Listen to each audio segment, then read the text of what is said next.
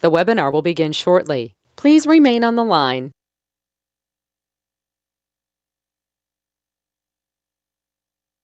The broadcast is now starting. All attendees are in listen-only mode. Welcome, everyone. I'm Heidi Harmon, Mayor of the San Luis Obispo. I'd like to call this meeting to order and state that all council members are present via teleconferencing. And before we get started with our meeting tonight, I just wanted to read a mission statement that we came up with just a couple of years ago to ground this meeting in that mission statement. The city of San Luis Obispo is a dynamic community embracing its future while respecting its past with the core values of civility, sustainability, diversity, inclusivity, regionalism, partnership, and resiliency. And with that, I will invite, I believe, the city attorney to report out on closed session, please. Actually, Mayor, Madam, go ahead, Christine. The city clerk will be reporting, and I just want to note for the record that the council was assisted by independent legal counsel Mark Amberg because I advised on the underlying personnel action. So I was not present in closed session. Thank you for that clarification. I appreciate that. So, city clerk. Mr. Amberg provided me with the following report out for closed session. The council met in closed session to consider the discipline, dismissal, release of a public employee, a police officer pursuant to Government Code Section 54957B1. During the closed session, upon motion by Vice Mayor Gomez, second by Councilmember Stewart, to uphold the dismissal of the employee, the motion passed on a 5-0 vote. And All right. that concludes the report. Thank you so much for that. Then with that, we will move on to a couple of appointments that we have, and we'll start with an appointment to members of the Diversity, Equity, and Inclusion Task Force. And if City Manager Johnson is here, if he would please provide the report. Good evening, Madam Mayor, members of the council. Thank you so much, and I'm excited to be here. This is a culmination of a fair amount of work and review by the ad hoc committee that the council appointed back in early July.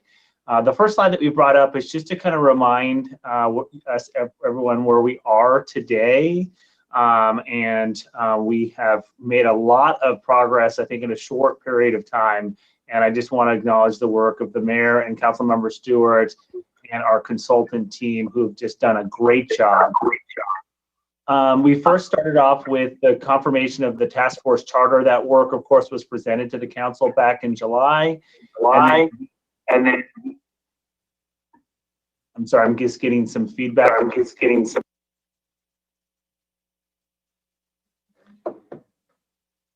Teresa, am I ready to, am I okay to speak? All right, good. So we recruited the task force members. We got a great response, which I'll talk about. And then we are on the cusp of beginning that work. And then we've got a outline here of when the notice of fund availability and award process, and then some work on drafting major city goals, scope of work, and then a tremendous amount of work ahead as we think of lead up to the next financial planning process. Next slide, please. So with that, our recommendation from Mayor Harmon and Councilmember Stewart is to appoint the 13 members. They were outlined in the agenda correspondence that was issued yesterday. I'm going to walk through just some of the details that came out from that process. Next slide. As background, I've mentioned on July 7th, the council did receive a report and did authorize the formation of the task force. We began the recruitment. Is by way of background, we've been working on this for quite some time. This dates back to June of 2019 when we began some conversations as part of the about the financial plan. And we allocated some funding specifically to the Human Relations Commission. And then most recently, it's certainly been propelled by some of the events that have been happening nationally. Next slide. So the recruitment and eligibility, the application period was open from July 13th to August 3rd, about 3 weeks. It was There was some pretty broad advertising that took place through social media, print ad, and direct contact.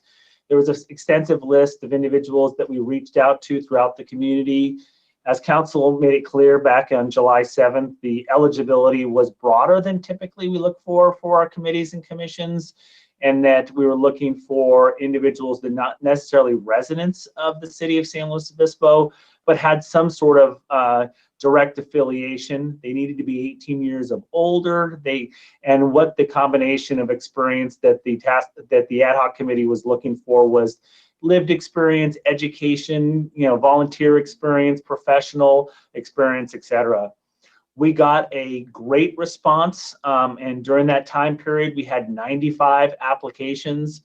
And then once the application period closed, the mayor and Councilmember Stewart, along with myself and our consultant team, spent, I would say, probably 20 to 25 hours pouring through applications and doing panel-style interviews.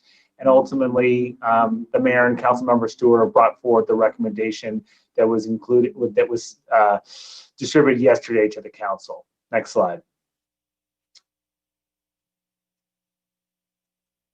So who is that list and who are the individuals? This is just a summary of the background information, and I just can't compliment the set of applicants and what they brought to the interviews. They were tough interviews. The panel style interview certainly afforded the mayor and council member and the team to be able to see and for other applicants to see the type and caliber and quality of applicants that came forward. You can see overall that there is certainly a perspective that's being brought forward from the city of San Luis Obispo, and there are other residents throughout the county that will be bringing those perspectives to the table. Next slide. So our timeline, and this is just a more tabular format of what we're bringing forward, is we will be kicking off in earnest next week on the 10th, the task force meetings. There'll be learning sessions, discovery sessions, the determined target areas and priorities, and then working on finalizing the NOFA. And the NOFA will be brought forward to the task force on September 7th, I think we may have some of these dates wrong, and my apologies. I think we're bringing it on the September 17th. We'll release the NOFA. And then there's a period in which we'll be reaching out, reviewing grant applications and making the selection. And then as everything goes on schedule, we'll be bringing forward the recommendations to the city council in November so that this council has the opportunity to award that funding. And then work will continue on the major city goal and the HRC recommendations. And those will then dovetail and then be integrated into the next financial planning process. Next slide. And so the recommendation from both the mayor and Councilmember Stewart are the appointment of the 13 members and staff, and I'm sure both the mayor and Councilmember Stewart are available to answer any questions. Thank you so much, Derek. I just want to reiterate some of the points that you said, that what an honor it was to be a part of this process already, just to hear people's stories and to hear their pains and their ideas. And I am just so grateful to have this money set aside and to have this task force and to have so many people in our community willing to step up and participate, and really looking forward to this process with the task force, but also moving forward. We all know that this is going to be a long-term commitment to this issue. We don't have any illusions about solving this in the next few months, that's for sure. And so with that in mind, we just want to make it clear that we were very encouraging, hopefully, and clear with all the task force members that even if they didn't make it, not the task force members, but the applicants, I should say, even if they didn't make it onto the task force, that their stories and their contributions are very valuable moving forward. And that invitation is out there to the entire community to keep in this process, keep sharing your ideas about how we can create true belonging here in the city of San Luis Obispo. Council, would like to add anything? I would, thank you. I too want to echo Derek and Mayor Harmon's comments.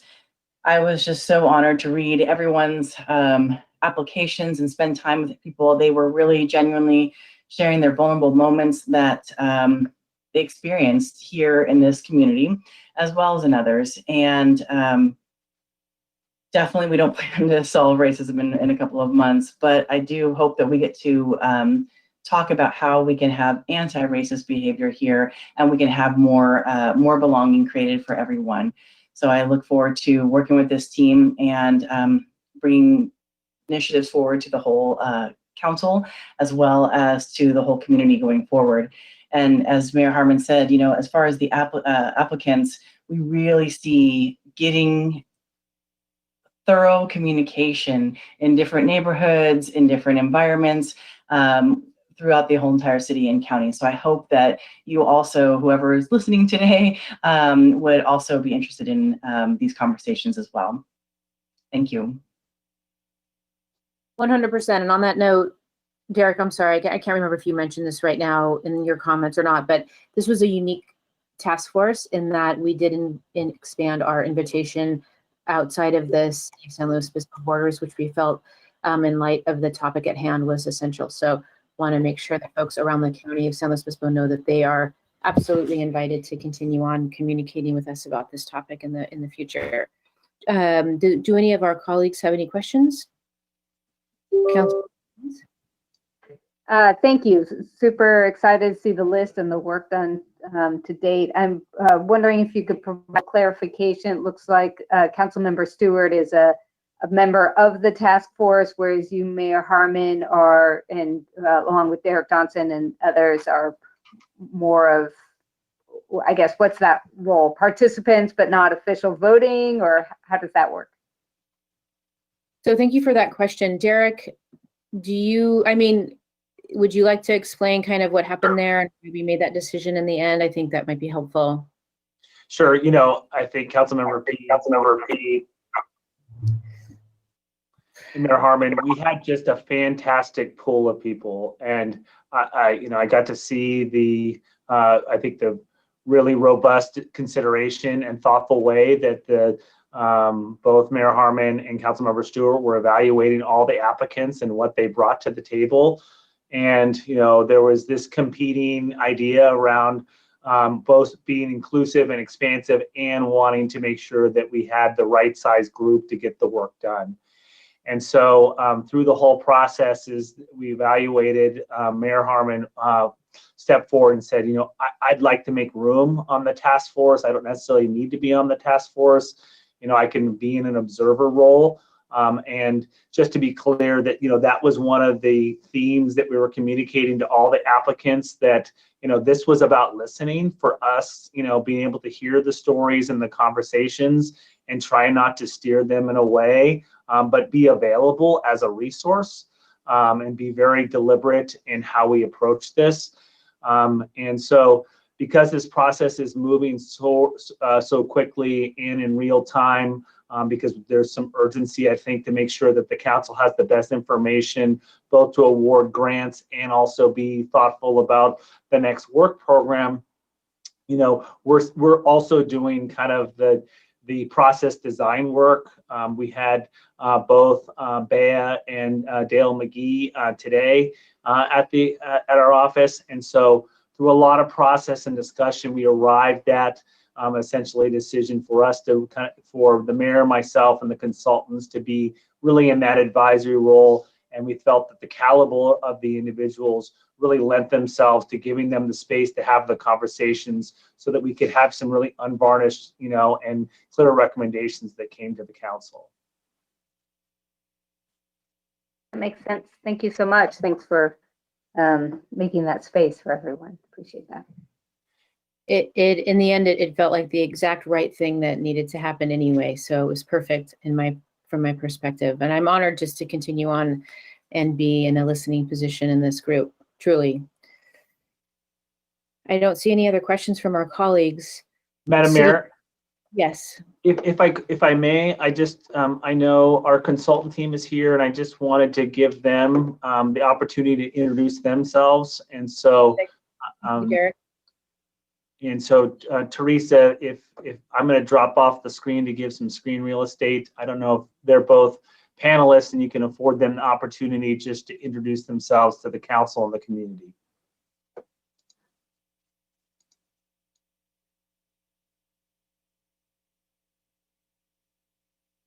Thanks, Derek. Hi, everyone. My name is Bea Maki-Cal. My pronouns are she, her, hers, and I currently serve as the interim director for student diversity and belonging at Cal Poly, which is made up of all of our affinity and cultural resource centers. I also serve the Office of University Diversity and Inclusion as the director for student engagement and inclusion strategies. I'm really excited to be in this role, to do this work. Diversity, equity, and inclusion work is something that isn't only part of who I am professionally and academically, it's something that I'm personally invested in. I'm really excited to do this work at the city level. And my academic background, I'll just give a little bit about that. I currently am in a doctorate program. So getting my doctorate in educational leadership and administration, but I also got my graduate degree, my master's degree in ethnic studies from San Francisco State, which is a school that is deeply rooted in social justice, activism, and equity work. So it was an honor to get my degree there. And I did my undergraduate at the University of Oregon in ethnic studies as well. I'm a California native. I hope that SLO will be potentially our forever home. And in order to make that a reality, I think being invested in diversity, equity, and inclusion work is a crucial part of that. So really excited to be here and excited to do this work with everyone. Thank you so much, Bea. And your contribution so far has already been so helpful and essential. And I'm really grateful that you will be helping us traverse this effort moving forward. So thank you so much for being part of this. Truly. Thank you so much. Yeah, thank you. Dale, are you here also? Is Dale going to be speaking? I think you're muted, Dale. I think I am okay now. Yes, so Mayor Harmon and Council, it's a pleasure to see you all. It's been a while since I've been able to talk with you all. Just really want to thank you again. I realize we're starting to repeat ourselves with the gratitude, but it's heartfelt and true of just the leadership to do this and to go forward. I know I've worked with many of you before. My role with the city, I think I was first involved sort of the strategist and facilitator around the community renewal of Measure Y. So going back to that, so have had the pleasure the last 10 years to do strategy projects and development projects with city leadership. This particular world of D&I is just personally very important to me also. So like Bea, it just makes as Bea commented, it just makes the community better and richer. And my role in this is as the coordinator and helping with design work, as Derek mentioned, and then supports and advising with Bea. So as she moves forward to taking the lead as facilitator. But thank you. And I really do have to echo, the applicants were incredible and wonderful. And yeah, it's probably the best pool of applicants I've seen in a long time. So nice work, San Luis. Yes, definitely. Thank you so much, Dale. Being in this process has given me some real insight into how challenging it can be to navigate all of this and to gather and schedule and interview and all of that. So thank you so much for leading that process. City Clerk, are there any other public speakers?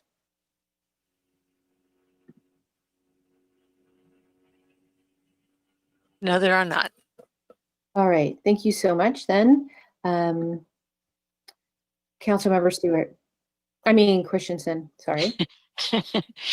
Yeah, I just wanted to thank you and Councilmember Stewart and our consultants and Derek and senior staff for getting this work done, which, as you note, is an incredible amount of work to do in a very short time, given especially all the other crises we have going on literally at the same time with our pandemic and wildfires and such things. So I really it's been a little frustrating to hear people say that we're not doing anything when I know how hard at least some of you have been working. So I appreciate it very much, and I would like to go ahead and move recommendation of the steering committee for these fantastic 13 members.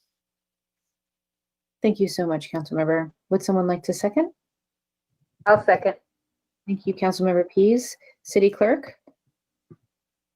Councilmember Christensen, Yes. Councilmember Pease, Yes.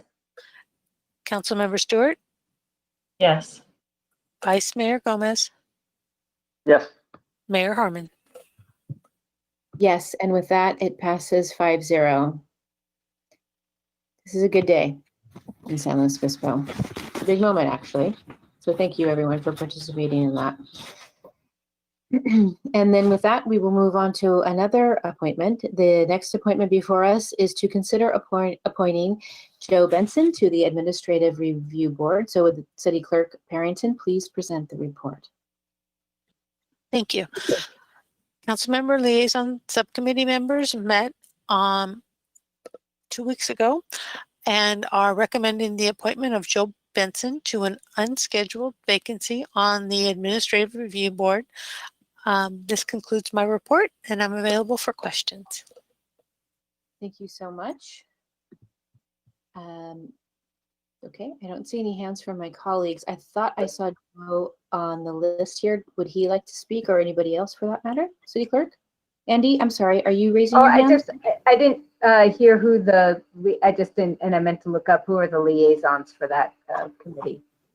I know I am because I remember this conversation. I think Erica too. Yeah. Okay, thank you. This whole thing is like a Councilmember Stewart and Mayor Harmon. Mayor, team. You're hard. Good work. Yeah, thanks for asking. City Clerk, are there any speakers? No, there are not. Okay.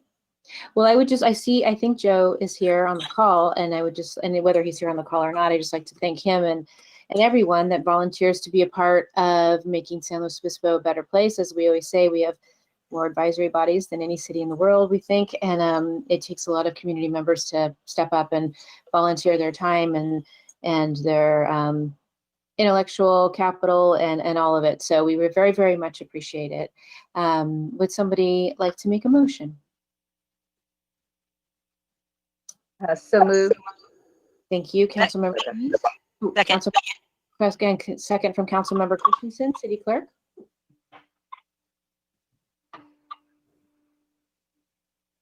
Councilmember Pease, Yes. Councilmember Christensen, Yes. Councilmember Stewart, Yes. Vice Mayor Gomez, Yes. Mayor Harmon. Yes. And with that, that passes 5-0. Thank you, Joe. Thank you for being here, and thank you for doing that. We really appreciate it. And if anybody's interested in being on an advisory body, you can always go onto our website and find out all the information that you need to apply for that.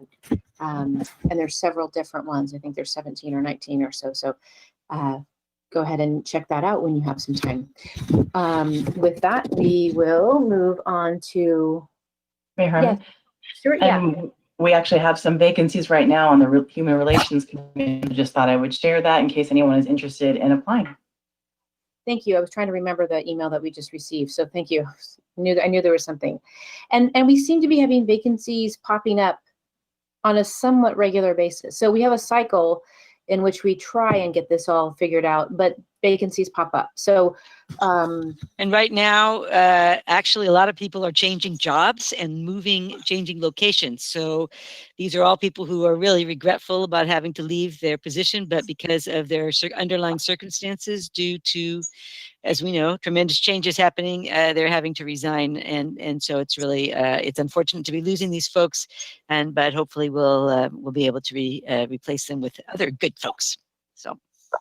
Thank you so much for that, Councilmember Christensen. So true. So we have percolations of vacancies popping up all the time, it seems like right now. So I would just encourage folks, if you want to get more involved, to check it out on our website, send in your application, and you will be included in that process. So Thank you, everybody, for that.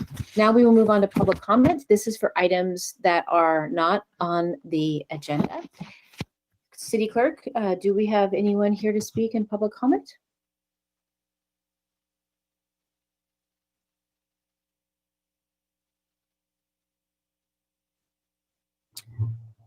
While we're waiting for the city clerk to respond, it is new, right? Being, it's not as new, but it's still pretty new to be participating in the city council meeting in this virtual space. I feel like the city clerk has done a really great job in helping facilitate community members that would like to speak during meetings. If you ever have a question or are uncertain about how to participate more directly, please email. You can email the council all, but I would suggest even better to email the city clerk, and she can help lead you through that process. City Clerk, do we have any speakers tonight? No, we do not. All right, thank you so much. I know we've had some challenges in the past too with people that do want to speak. So if that is you right now, please email us and let us know if our technology is working well or if we need to make some improvements there. With no public speakers on public comment, then we will move to the consent agenda. This is for items that are deemed to be non-controversial. In City Clerk, or I don't see colleagues necessarily raising their hands. So City Clerk, do we have any public speakers on consent? Yes, we do. Item 7, Ms. Bowley, just one moment. Let me. Is item 7, is item 7 Oh, is a hearing. I'm sorry, that's not on consent. Okay. Yeah, no problem. No problem. All right. Sorry. Repeat. I just wanted to note that there's the second reading, item number 5 is the 1144 Toro that I was recused from prior, so remain recused. Thank you. Councilmember Stewart? Not really a question, just wanted to say I was really thankful for the PCC moving so quickly with COVID and revamping how the grants and aid program works. So I just really want to thank everyone that was on that committee. Thank you so much for that, Erica. And then I'll have to be recusing myself from the 1144 Toro vote as well. Okay, thank you. If my recollection serves, City Attorney, we can still take the vote in unison with those declarations that those council members have already described, correct? That's correct, so long as the items aren't pulled for further discussion and it's just a consent vote. Thank you for clarifying. Okay, there's no, I'm sorry, Clerk, you said there's no speakers, correct? That is correct. Okay, Councilmember Christensen. Yes, I'll go ahead and move the consent agenda. And I do also want to thank the promotional coordinating committee and staff Molly Kano for the incredible job they did on revamping and pivoting and turning around so fast. It was great to read that staff report. I really appreciated it. Yes, thank you. I'm sorry, Anne, was that a motion? Yes, there was a motion and followed by lots of words. Okay. Sorry. No, that was perfect. Would someone like to make a second, please? I'll second. Councilmember Stewart, thank you. City Clerk? Councilmember Christensen, Yes. Councilmember Stewart, Yes. Councilmember Pease, Yes, except recused for 5. Vice Mayor Gomez, Yes, and recuse for 5. Mayor Harmon. Yes, and with that, it passes 5-0. And now we will move on to a public hearing. It is to review the 6th cycle housing element update and a negative declaration of environmental impact with Community Development Director Michael Codron and Principal Planner Tyler Corey and Associate Planner Rachel Cohen. Please present the report. Well, thank you, Mayor Harmon and members of the council. I'm Michael Codron, Director of Community Development, and joined by Rachel Cohen and Tyler Corey. He's here as well to help support the discussion. I want to thank Rachel. She's an associate planner in our department and has been the project manager for not just the housing element update, but actually the whole housing production major city goal. She's really led that effort for our group, and we really appreciate that. It's a big work effort, and it benefited from an assignment directly to one individual to oversee the effort. So thank you, Rachel. I think the housing element is probably the largest work effort within all of that work. And so we're happy to be here tonight. Our recommendation tonight is to receive the presentation and give us some direction on next steps. We're not asking for adoption of the housing element tonight. We continue to work with the State Department of Housing and Community Development, HCD, that's an acronym you'll probably hear a little bit tonight, to make sure that our element is ready for certification by the state before we seek the City Council's adoption. So we are working with HCD. We're also working with the California Rural Legal Assistance group that provided some agenda correspondence, and it's all very thoughtful input. We appreciate the detailed review. And as we continue to work through the remaining issues and get certification, then we'll be ready to bring this back to the City Council with a recommendation for approval. But at this point, I'd like to hand it over to Rachel, who will give a detailed presentation, and then we'll be available to answer any questions that the council might have. So thank you.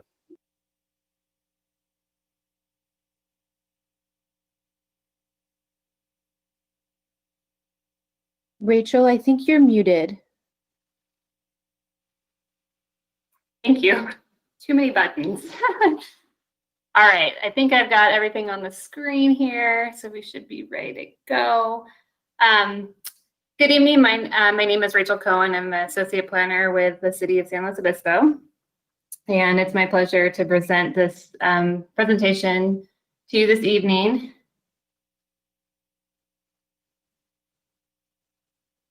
This evening, staff is coming to the council with a 4-part recommendation, and that's to consider the Planning Commission's recommendation to adopt a housing element. 2, to direct staff to make changes to the housing element consistent with the Planning Commission's feedback, as well as feedback from the housing or HCD. 3, it's to authorize staff to continue to work with HCD to ensure that the document fully complies with its guidelines. And 4, to direct staff to return to City Council for final approval of the housing element once HCD has determined that it complies with state law.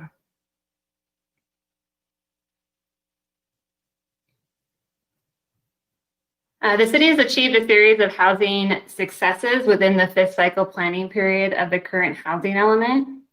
Over the last 6 years, 17 programs have been implemented. The city has also issued building permits for over 1,500 new residential units.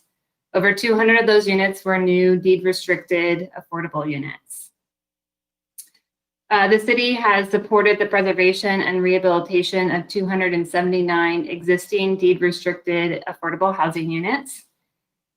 And the success of the affordable housing development is largely dependent on the city's strong partnership between the local nonprofit organizations within our community who construct and maintain affordable housing. The city works with these organizations to leverage funding such as grants or to utilize in lieu fees to construct these new units, as well as rehabilitate existing units.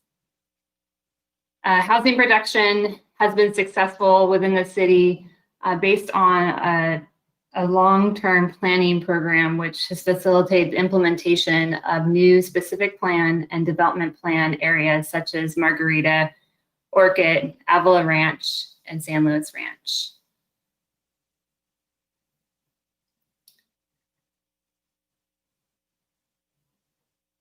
Much of what has been accomplished, as I mentioned, is due to the framework that's been outlined in our housing element. The housing element is the only general plan element that is required by state law to be updated on a specific schedule. The planning period for the 6th cycle is changing from a 5-year planning period to an 8-year planning period. And this update is due by December 31st, 2020 of this year. This new shift from the 5-year to the 8-year cycle is to bring the housing element in alignment with SLOCOG's regional transportation plan. As part of this update, the city is required to develop programs designed to meet its share of the surrounding region's housing needs for all income groups. And this is called the Regional Housing Needs Allocation, or RHNA. The city's been allocated a RHNA of 3,354 housing units during the 6th cycle planning period. So this slide here is showing the breakdown of RHNA for the entire county, and the city of SLO is highlighted. You can see there. If we take a little closer look, this slide shows RHNA broken down by income categories.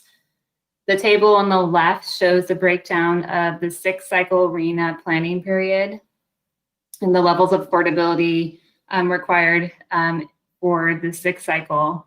The table on the right provides the RHNA for the 5th cycle that we just completed. And as you can see, during the 5-year planning period, just over 1,200 residential building permits were issued. However, not all the targets set by the state were met for each income category.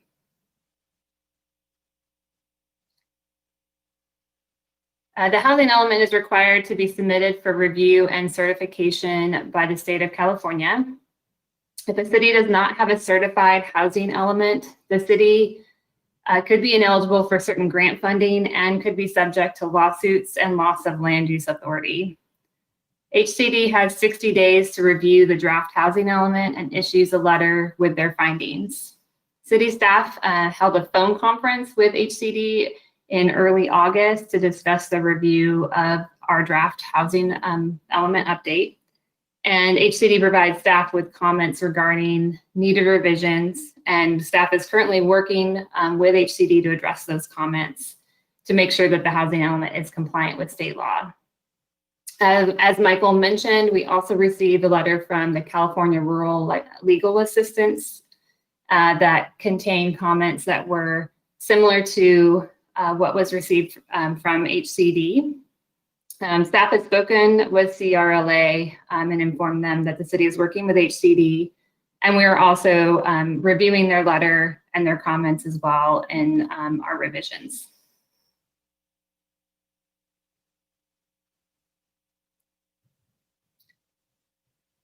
Over the last year, the staff has held various public meetings, workshops, online surveys, and presented to various stakeholder groups.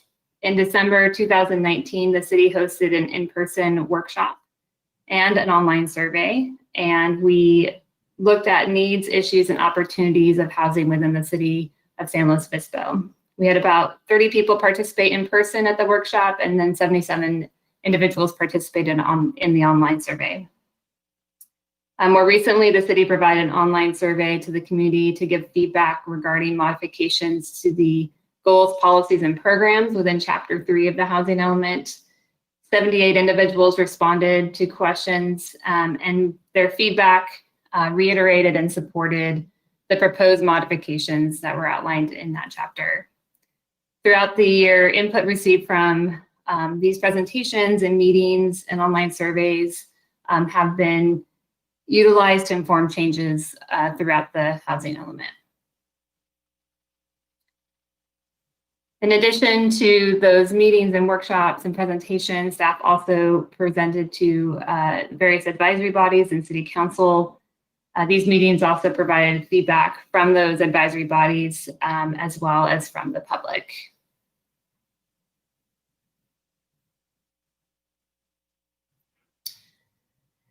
Chapter 3 of the housing element includes all the goals, policies, and programs, which sets the framework for the next 8-year planning period of the housing element and how the city will accommodate its RHNA.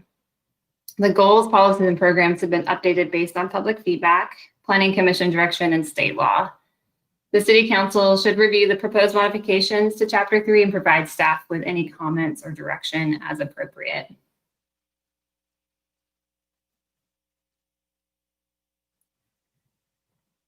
One thing I'd like to note about most of the programs within our housing element is that they're setting the framework for further action in the coming years.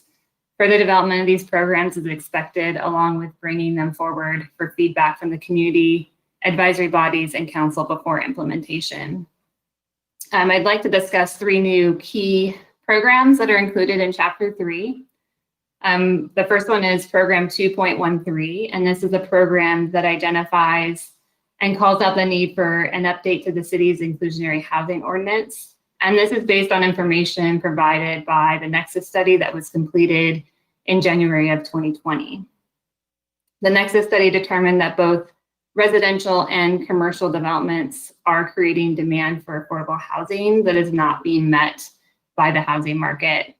Additionally, this study's findings verified that there's a nexus that justifies the city having an inclusionary housing requirement as it is applied to both residential and commercial development.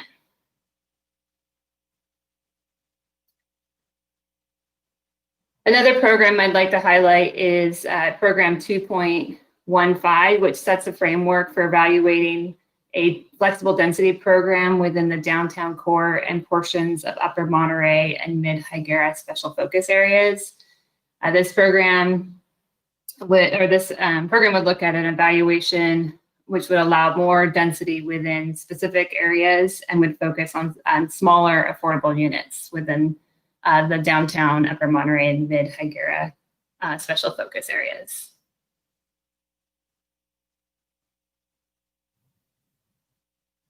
And lastly, Program 5.4 is focused on promoting missing middle housing types. Missing middle housing is an architectural design theme that is not tied to necessarily a specific income group, and it has not been defined by the city quite yet. Once the program is adopted into the housing element, staff will prioritize work on this program and engage the community and advisory bodies on how to define and implement missing middle housing. At this time, staff's concept of missing middle housing is a housing typology that is something between an apartment and a single family detached house. Examples listed within Program 5.4, which are duplexes, triplexes, quadplexes. These are provided as examples to give an idea of the type of housing, but the intent is not to limit to those housing types only.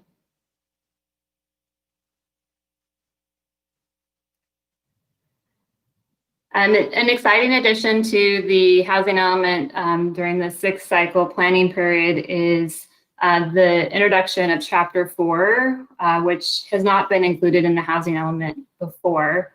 And this chapter focuses on regional concepts. The city of San Luis, in general, the San Luis Obispo depends on collaborative relationships among government agencies, community organizations, and residents to respond to the region's issues such as inadequate supply of affordable housing, water and wastewater, and transportation infrastructure and resources. So early this year, local agencies adopted a county-wide regional compact to establish a united regional framework that specifically focused around housing and infrastructure that supports the region's economy. Based on this commitment, the county and all 7 cities are working collaboratively to develop the region's first regional infrastructure and housing strategic action plan, commonly known as just the regional plan. And this will identify actions to address these regional issues. In addition to the regional plan, the Regional Housing Action Team has been meeting monthly and often at times bi-monthly to develop Chapter 4 to showcase the ongoing commitment each agency has to the regional collaborative effort. Chapter 4 presents a regional vision and 8 policies focused specifically on fostering regional collaboration to plan and develop housing and supportive infrastructure.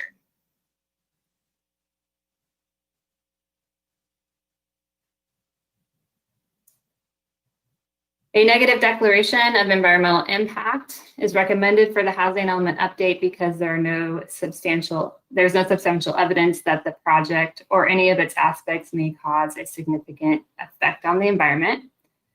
The initial study was put out for public comment in beginning of July, and that period ended August 7th, 2020, and no public comment was received regarding this document.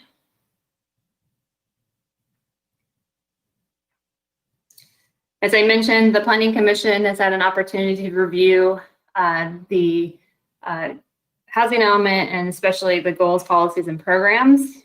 The Planning Commission provided feedback, including an additional policy and 2 new programs to address healthy communities. Additionally, the Planning Commission unanimously recommended the City Council adopt the updates to the housing element as well as the negative declaration of environmental impact.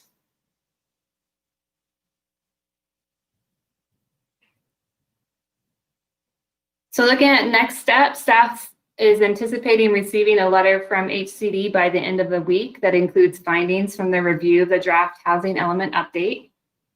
Staff will continue to work with HCD on the housing element and any inconsistencies with state law. Once the HCD makes findings that the housing element is compliant, staff will return to City Council with the final draft of the housing element for final adoption. Once adopted, the housing element will be submitted to HCD for certification. So this concludes staff's presentation, and staff is available to address any questions that council might have. Thank you very much.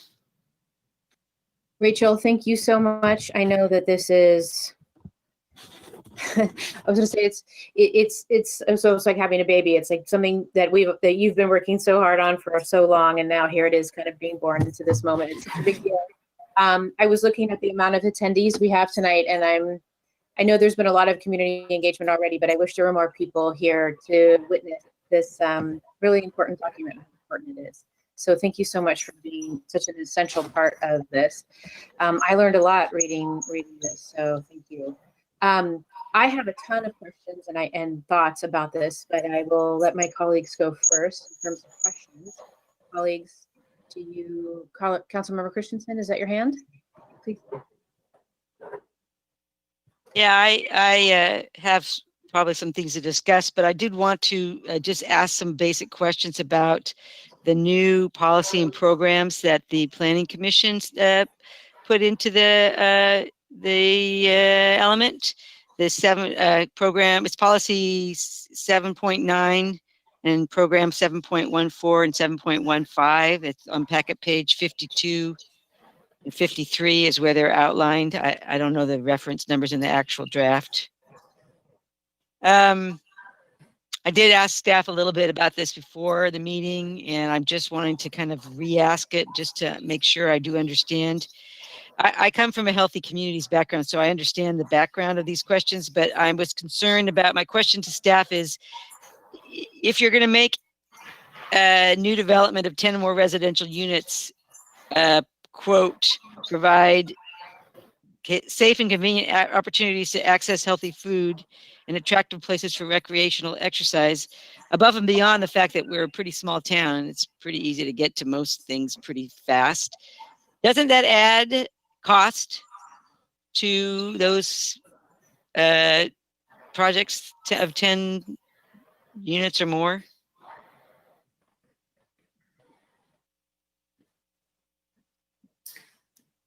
That's a question. Does requiring those having that type of language in a policy around housing for 10 units or more, does that add costs to the development of those types of those large, semi-larger housing developments?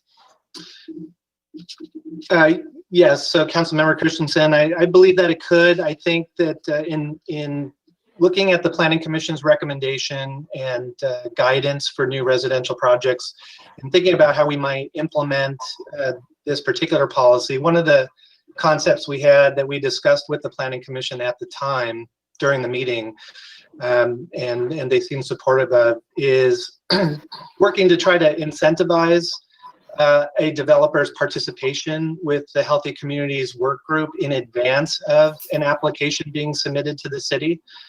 So what we would like to see is, an applicant go to the Healthy Communities Group and receive, go through their checklist and receive their recommendation. And as part of submitting their application, if they include that information, maybe then they could be eligible for some incentives as it relates to timely processing or prioritization or other kinds of incentives that we might be able to develop on our end.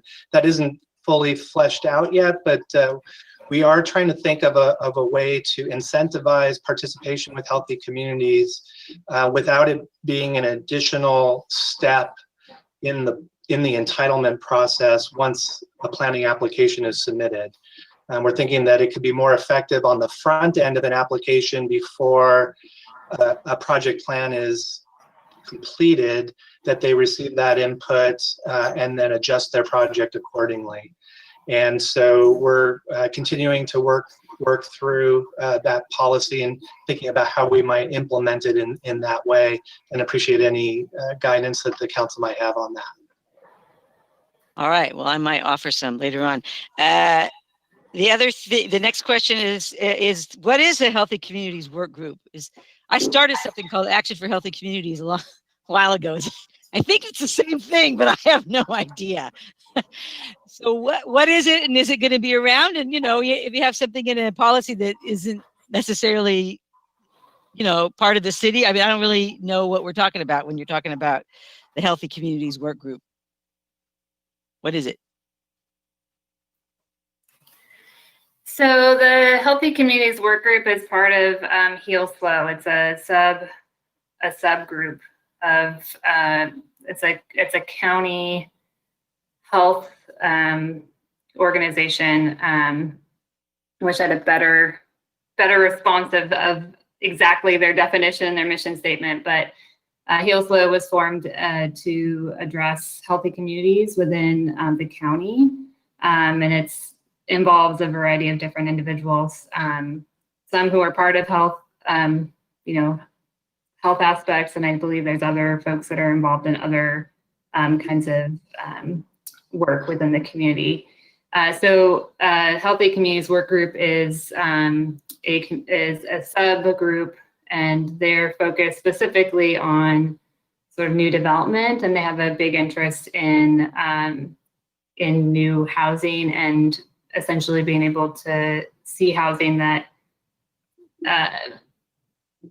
connects people to those resources that make their neighborhood, I guess, more healthy in the sense of like access to food, access to transportation, access to parks and outdoor space, and those sort of qualities. And so they've put together an evaluation criteria to evaluate different projects and how they meet some of those goals. Yeah, Heal Slow, it's an acronym. HEAL stands for Healthy Eating, Active Living. They're supported by the County of Slow, so they have sort of formality in that they're not like an ad hoc community group, but they're a formal program that the county supports. And we have participated with them in the past in terms of I've given presentations to that group. They hold conferences. Projects are referred to them for comment when they request that. So I think that it's a group that's shown that they can sustain their membership and participation, and we've continued to hear from them. So I would think that they would continue to be a presence in the community. Okay, I have a feeling they are the outgrowth of my thing that I started along with a few other people 25 years ago. Cool. Let's see, the last question has to do with the same set of recommendations, and that is that, they set 10 units as a limit. My question comes about the fact that and you answered this earlier to me personally, that obviously specific plans and some other types of developments have requirements for things like open space and shared community space. So what is it about 10 units why did they come up with 10 units? Why that? Because again, it seems like it could be fairly burdensome for a small 10 unit development. Whereas if you had, a 200 unit development that was, not a specific plan, it could be something you might want to look into more closely, a community garden, something like that to go with it. So what is the reasoning behind the choice of using 10 units as an initial number? 10 units is based off of our parameters for development review. We have several tiers of evaluation for projects. So we have projects that are considered minor, which are essentially, I think it's 3 or less units. And then we have our next tier of projects, which are 10 units or less. And then we have those projects that are 10 units and above. And so we were looking at sort of those larger projects, utilizing and incorporating these spaces as part of those projects. Okay, I understand. And that's all my questions for now. I think my colleagues may ask other questions about things like childcare and all the other stuff we got. So I'll just, that was the part I was interested in, specifically just because of my background with healthy communities. Thank you. Thank you so much for that, Councilmember Christensen. Councilmember Pease. Great, thank you so much. I also had a lot of questions answered already, but there are a few that I wanted to touch on. One is there was a couple of different comments that came in with concerns about the process for Upper Monterey, and I think it'd be helpful if you maybe clarify what the housing element says versus what program steps would come in after in terms of community engagement and consideration of the kinds of strategies to look at whether it's flexible density and development agreements and those kind of things. Sure, I can talk about flexible density a little bit and then turn over to Rachel if she has anything to add. But basically, with flexible density, the concept here is developing a way to encourage the provision of smaller residential units that are more affordable by design in the downtown core.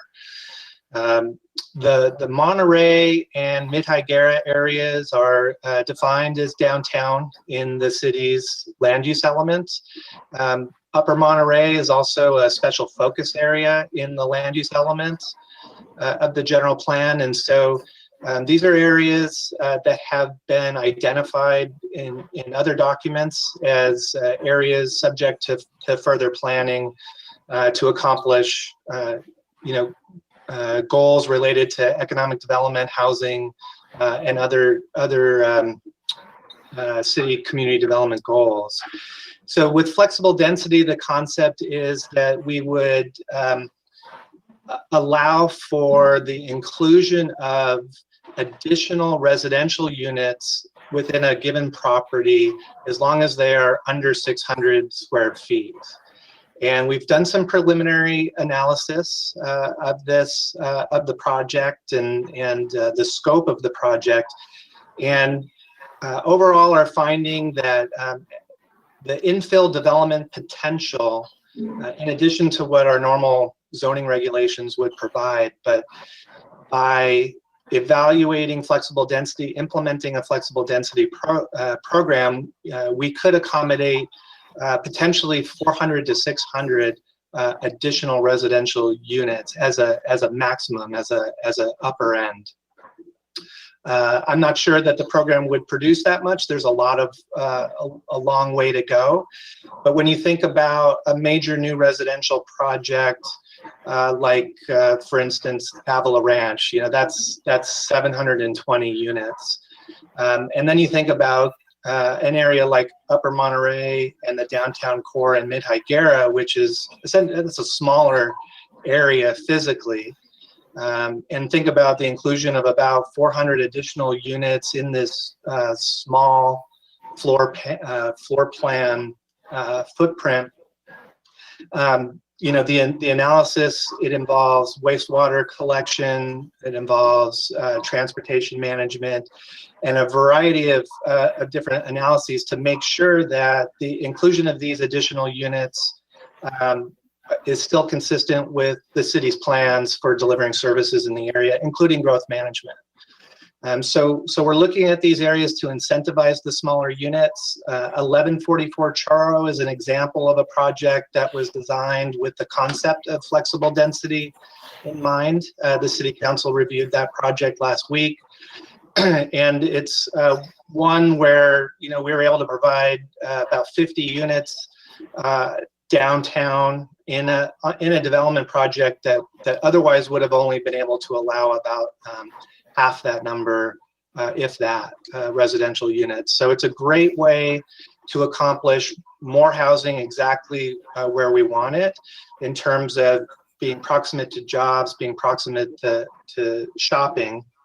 And it's a program that we will have, that will have a lot of public engagement going forward. So if there's input from members of the, you know, folks that are living in the neighborhoods, whether it be Mid-Higuera, downtown, or Upper Monterey, you know, you can be sure, the council should be sure that we will be doing lots of public engagement with the community, particularly in those areas, before any specific proposals are put forward.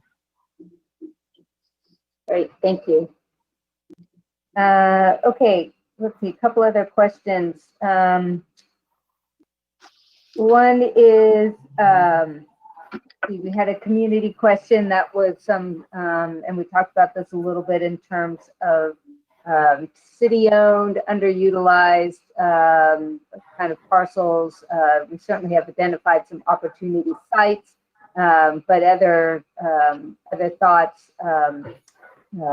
There was a specific piece along Boulevard del Campo, and then there was question about, well, parking lots, you know, are those, because we are taking that task off of the table, you know, as done, does that mean that there are, that we'll continue to look at kind of city-owned parking and other spaces as they become available? Is that just, I guess, part of the normal work program if we're taking it off of the housing element as done?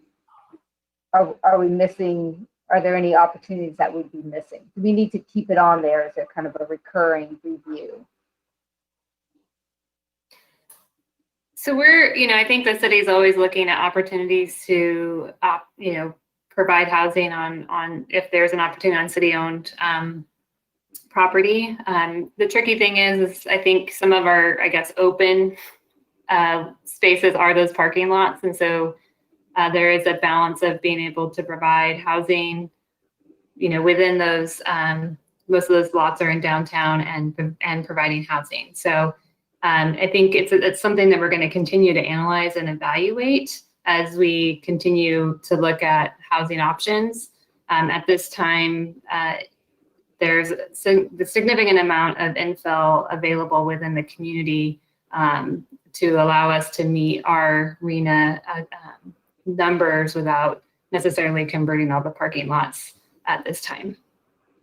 Excellent. I will highlight that there is a state law as well that requires cities to follow a very specified process for any surplus land identified, and specifically working with affordable housing providers and others for housing opportunities where local jurisdictions have, you know, do identify any surplus land. Great, thank you.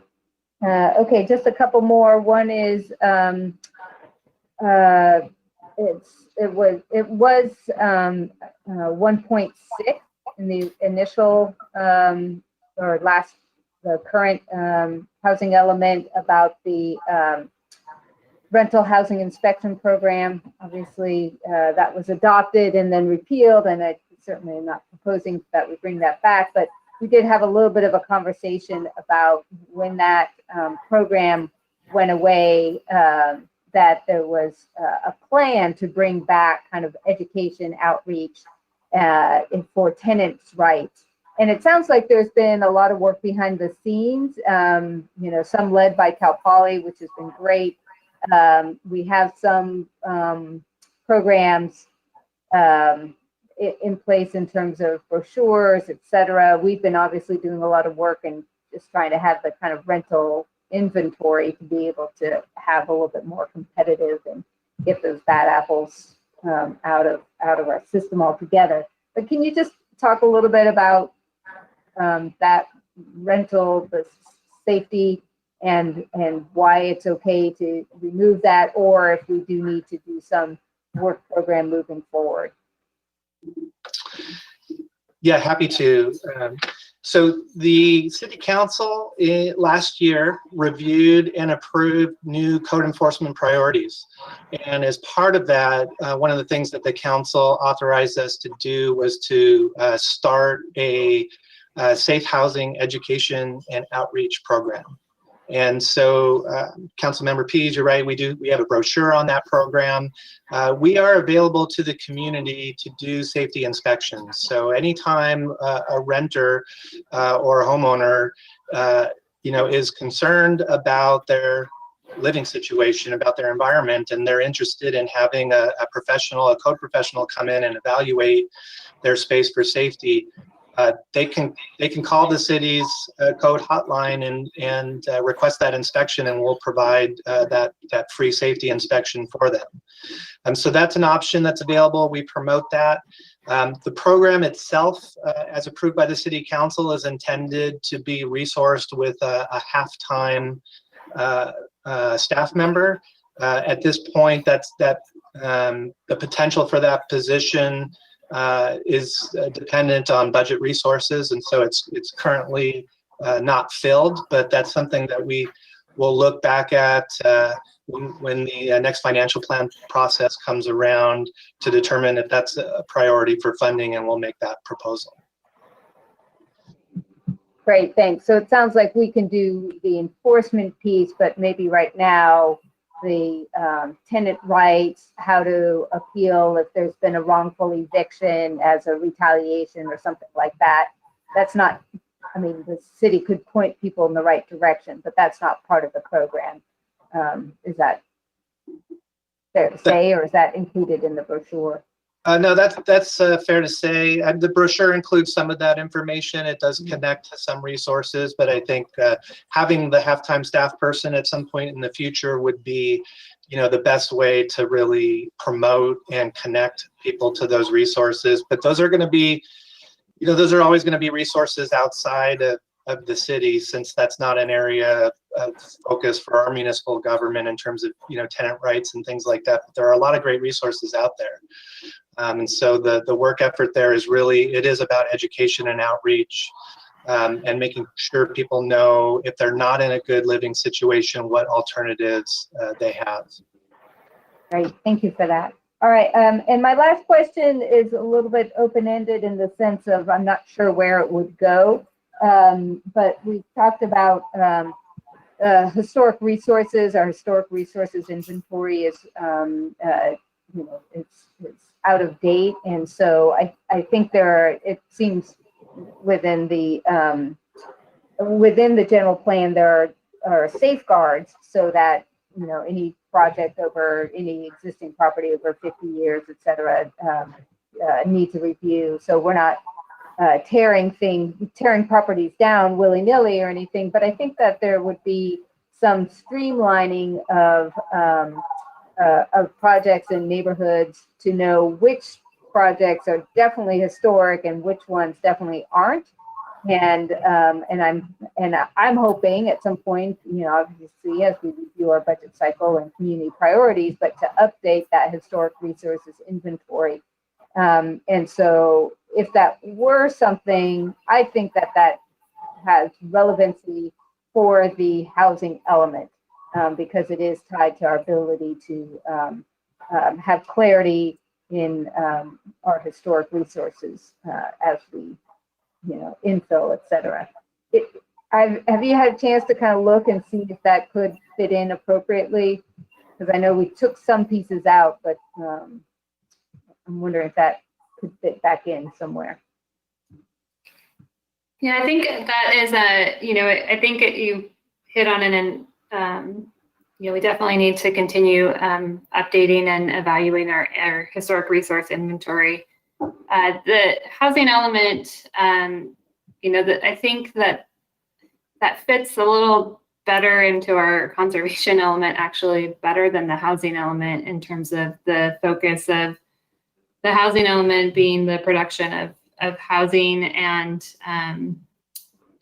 one thing that we found out from HCD during our review is that our housing element is quite a bit longer than most cities' housing elements in terms of the inclusion of all of our goals, policies, and programs.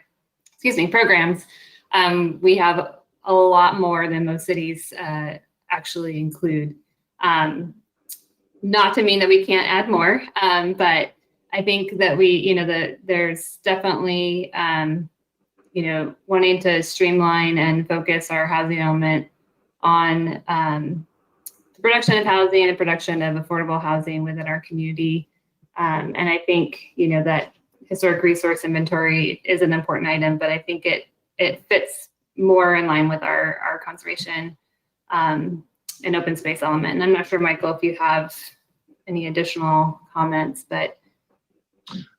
Well, right. So we do have policies in the conservation and open space element specific to historic resource as well as the land use element. But I understand, Councilmember Pease, the connection that you're making in terms of housing production and how having an up-to-date historic resources survey can facilitate housing production.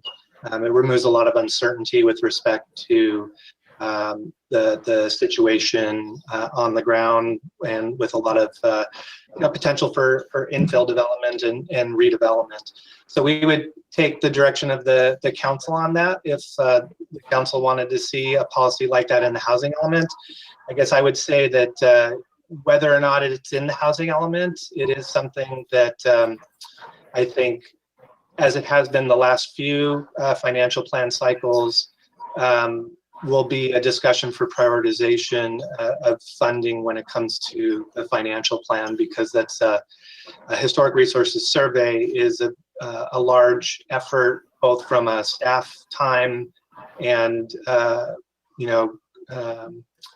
just direct cost items. So certainly something that, in order to be accomplished, has to be resourced adequately and put into the financial plan. And so we're ready to support that discussion and that work effort when it's a priority for the council.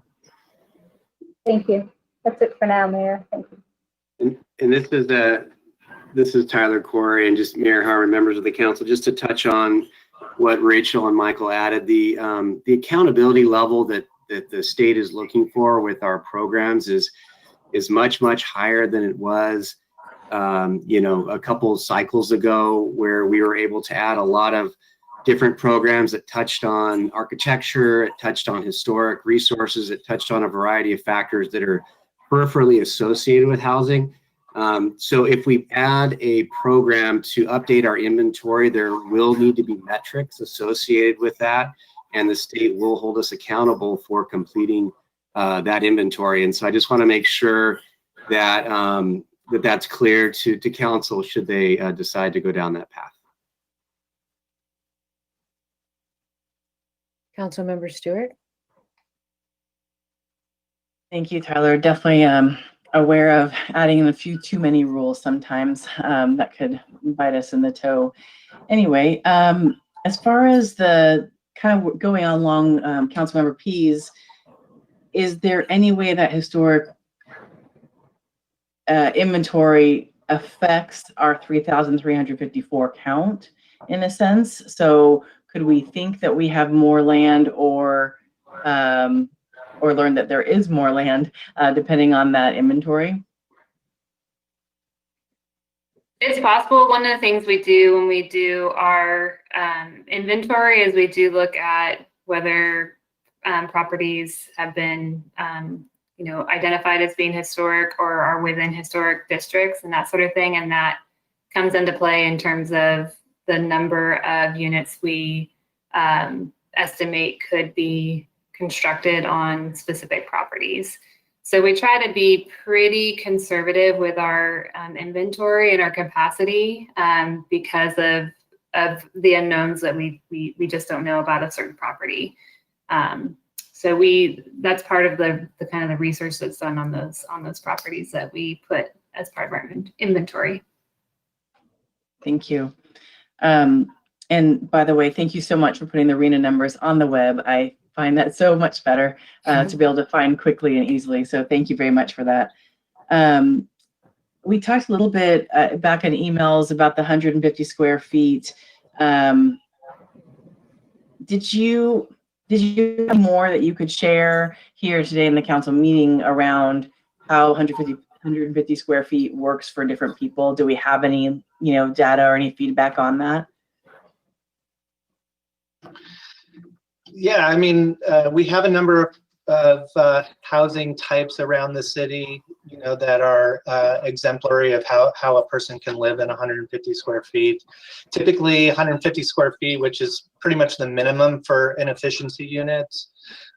It's basically a single room and where you would have shared facilities. So living in 150 square feet means that you're going to have a shared kitchen and likely a shared restroom as well, bathroom as well. So the Weinman Hotel is an example where that was a long-term stay hotel that was converted into housing some years ago. Weinman Hotel has residential units, from 270 to 320 square feet. Some of them have their own restrooms, and some are shared. They all have hot plates and the ability to do some minimal cooking. But there are other examples. The Establishment is one that frequently gets mentioned. The Granada Hotel, before it was fully remodeled, was a situation where you had basically communal living. You had your own address, you had your own space, but you shared those other facilities. And in that way, you can reduce the cost of housing, provide independent living situation for adults, but still have access to be able to cook your own food and obviously have the restroom facilities. So those are considered units, even though they have some shared facilities. And it's a housing type that some people prefer, that is allowed by state law and allowed in the city. And so it's something that we be great to see some of those projects proposals come forward. We haven't seen a lot of that recently. Thank you. I hear anecdotes of people who want to live in those homes, and I hear many people that are upset by even the concept of having that size. So I just appreciate you kind of sharing that in this meeting. And also, I think it's on packet page 60, but I just wanted to really thank you for the robust engagement that you had with the public, and kind of going along with Councilmember Christensen's question about Heal Slow and healthy communities. I really would appreciate, I think, having that conversation with the developers ahead of time. We're kind of almost prescribing people to communicate, which seems, I know, should be common sense, but it isn't always. And so I think that might help in the long run for developers and spending the money, having to redo their plans and appeals. And I think that could also help us encourage more affordable housing and more housing as a whole being built. So I really thank you for including that in the housing element. And then, sorry, I'm just blanking. Oh, on packet page 64, we took out the Maxine Lewis shelter. I understand that because it's covered with 40 Prado. Do we need to put 40 Prado Homeless Services Center actually in the housing element to say that that's where it's replacing? Can we talk about that in the modifications, but not in the actual element? So let's see. We talked about that, and I think that because there's an opportunity for other homeless housing providers to come online, and that potentially in the next 8 years, we wanted to sort of change that language to be holistic and being able to support funding for any of those organizations that are working with the homeless population, as opposed to just specifically identifying just one specific organization or place.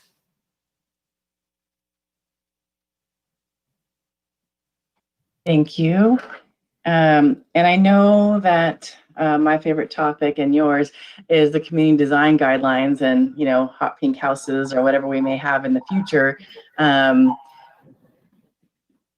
Is that also similar to the historic inventory, something we should be talking about next year, as far as does the update of the community design guideline happen in next year's 2-year work plan? Because I see that it's clearly not being discussed in this housing element.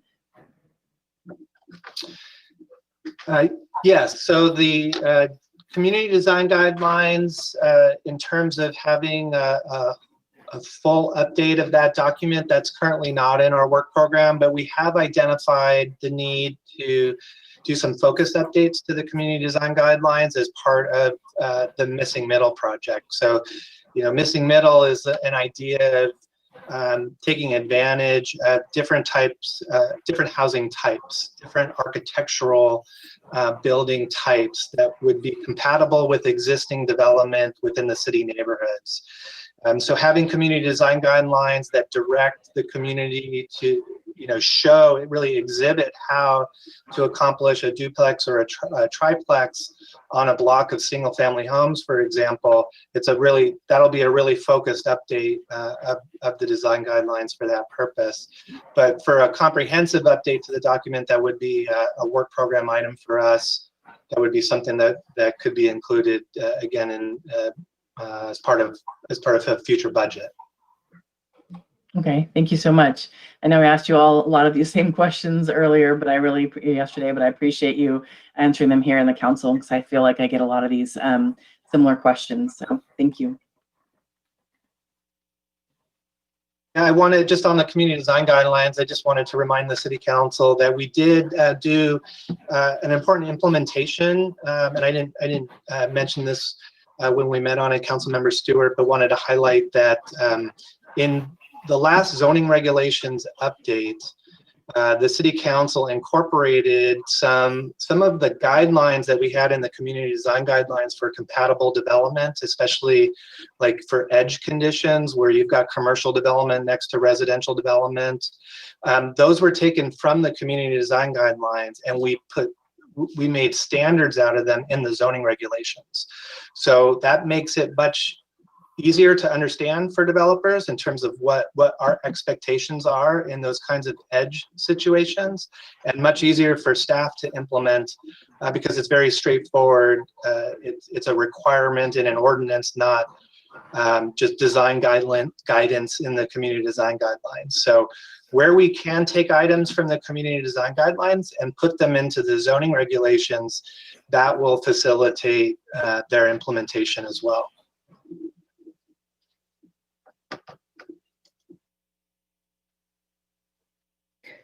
Councilmember Stewart, did you need anything else around that? No? Okay, thank you. Okay. I am not seeing any other colleagues raising their hand. I have quite a few questions, Michael, so I'll try and be as quick with them as possible. And wanted to start with, and I have to click off my camera to see my notes. So if someone is raising their hands, if you could verbalize that, that would probably be the best way to do that in this moment. I wanted to start with Mr. Del Martini. He had several questions that I thought were good, but I think this one in particular, I wanted to understand better. It is my understanding that at this time, the city does not allow a planned development designation in a mixed use zoning. For instance, People Self-Help proposed development on Broad Street. The residential portion had to be designated as a condominium due to the mixed use zoning. And that also had a commercial proponent in the front. And then he also had some good context about the challenges with condominiums in general, which sounds like they're multiple. Is there something within this concern that needs to be changed? I didn't totally fully understand the question. So Michael, can you just briefly kind of... Sure, yeah, I can let you know that actually some of those issues are going to be better addressed in our subdivision regulations update, which is a project that's in progress.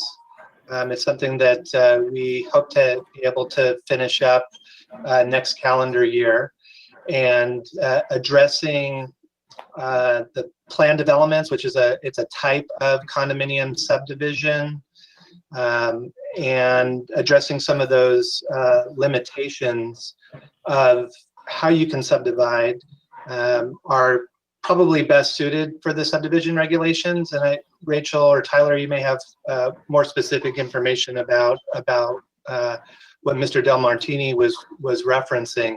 But I would say that those particular fixes are things that we can address in the subdivision regulations, as opposed to needing policy on that in the housing element.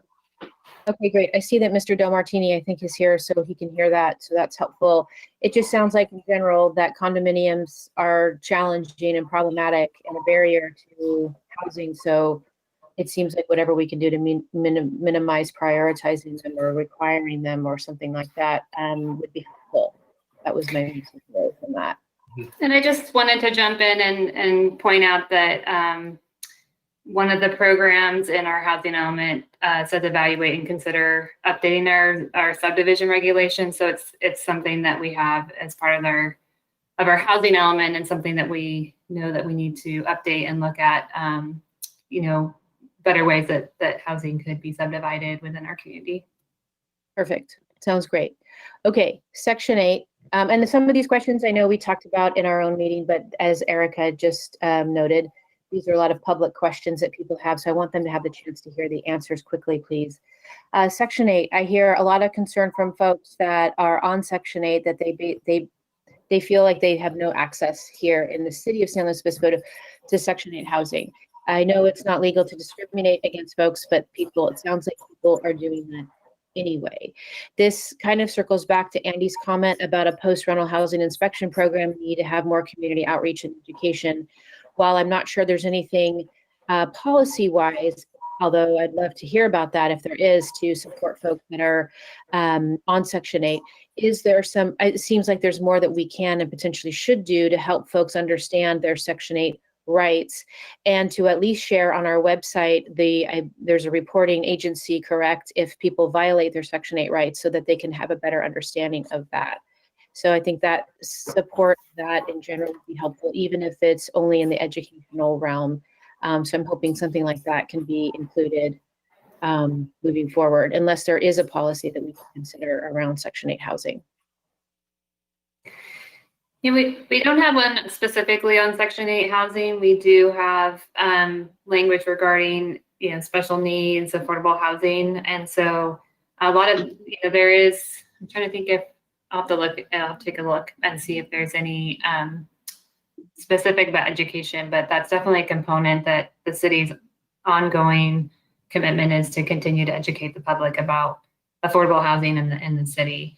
Yeah, I'll just highlight for folks, Section 8 is a federal housing subsidy program, and it's administered by the Housing Authority of San Luis Obispo County for our county. There are two different ways that people participate. There are project-based Section 8 housing, where the entire project is Section 8, meaning that the property owner basically gets some of their rent from the renter, from an income eligible renter, and some of it comes from the subsidy from the federal government. There are also individuals who have portable Section 8 vouchers where they can go to any apartment in the city and take advantage of that program, but it does require the lessor, the property owner, to participate or not, sort of subvert that intent. And so that is something that we support. I think all of our policy language that's supportive of affordable housing, Section 8 is just sort of one of many types of affordable housing programs, but it's one that more people are aware of, and maybe there's a little bit of a stigma attached to it to the extent that some property owners feel like they don't, want to participate in the program because it is providing housing for low-income individuals. But we do try to support the Housing Authority with that program. And, I'll before we come back to the City Council with recommendations, we'll engage a little more with HASLO on this specific topic and see if there's anything we can recommend that would be more supportive of Section 8 housing as part of a policy in our element. Okay, great. Thank you so much. I think that's really important. Not sure if this is the perfect fit in terms of the element, so to speak, but obviously, I mean, most of my questions are all about how to get more actual affordability in housing. So hearing from folks that our owner occupancy limitation on tiny homes is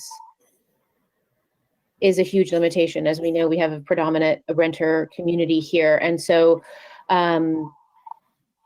just wondering if we want to maybe put a pin in that to revisit that. I don't know if that goes necessarily into the element, so to speak, but it feels like that maybe it's too significant of a limitation for tiny home production in the hopes of creating more affordability in that particular context. Michael, the element is not really the right place to have that conversation. Am I correct? That would be something. That's correct, particularly because tiny homes are, we used a very creative approach in our tiny home ordinance. And so essentially, housing community development at the state level, they actually don't consider tiny homes units for the purpose of, us meeting our quantified objectives. And so they're not appropriate in the housing element inventory from that standpoint, but obviously it's a source of housing for our community that the city council has supported and moved forward with. So what you're talking about in terms of the owner occupancy limitation, that would be a fairly simple tweak. Okay, great. We would need council direction to pursue that. Okay, super. It seems like now more than ever, we need to double down on local preference. So I'm curious, how can we embed that in the housing element? How can we use development agreements or other mechanisms to create meaningful access for local working people? As most of us probably are aware that with COVID and the shifts around work and housing, et cetera, we're, I think, anticipating potentially a huge wave of folks that do not work here locally trying to access our housing. So I'm feeling extra sensitive to wanting to protect local working people here. So is there any mechanism to embed some type of added protections or opportunities for local working people to access the housing that we're trying to build here with this element? Yeah, Mayor Harmon, I brought up on screen goal 10, which speaks directly to your comment regarding local preference. And within this housing element, staff is recommending a change, which if you look at 10.2, would encourage and, where legally allowed through like a development agreement and other such mechanisms, the ability to give preference to individuals who are employed within the city, and then sort of a next tier, those who are residing in the county, and then finally to those that are from outside the county. And so there's definitely a focus for looking at providing opportunities to those who are working and living in the area first before outside the area. Okay, thank you, Rachel. So encourage, is that the strongest word we can use in this context then? It is. You get into a little bit, we have to be careful about just making a requirement, because then we end up having issues with potentially of discrimination of who you're selecting to live in certain housing. So I think, the intent is not to, to do that, but we really do want to put our best foot forward in terms of offering when it makes sense and it fits the project for those locals to have the option to move into the units that are built here. Okay, thank you. I think that needs to be top of mind for us moving forward. I'm really concerned. Mayor Harmon, if I could interrupt for a moment, because on that particular paragraph, we talked about, Rachel, about that slight modification to the language that right now it just talks about individuals who are employed in town. We talked about expanding that to employed or live in the city already. That way we're not only focused on workforce, but if there's retired folks who live in the city but want to move into new property in the city, that's a potential, just to make that more Let me inclusive. say we're getting into discussion, and I have a lot to say about this. So let's Sorry, not. okay, can I'll we just- stop, but I guess that was. Mayor, can we just wait and talk about this when we get to discussion, please? You're rather right, than you're right, sorry. Pronouncements.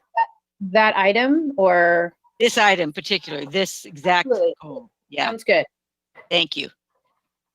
Okay.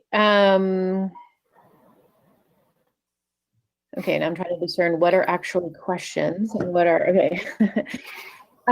Okay, here's a question that I think we need to consider. A lot of communities and even the whole state of Oregon, for example, have moved to phase out single family homes and essentially no longer allow them, so to speak. And I know that that's a growing trend across the United States. And I'm just wondering what the current thinking here in the context of San Luis Obispo is.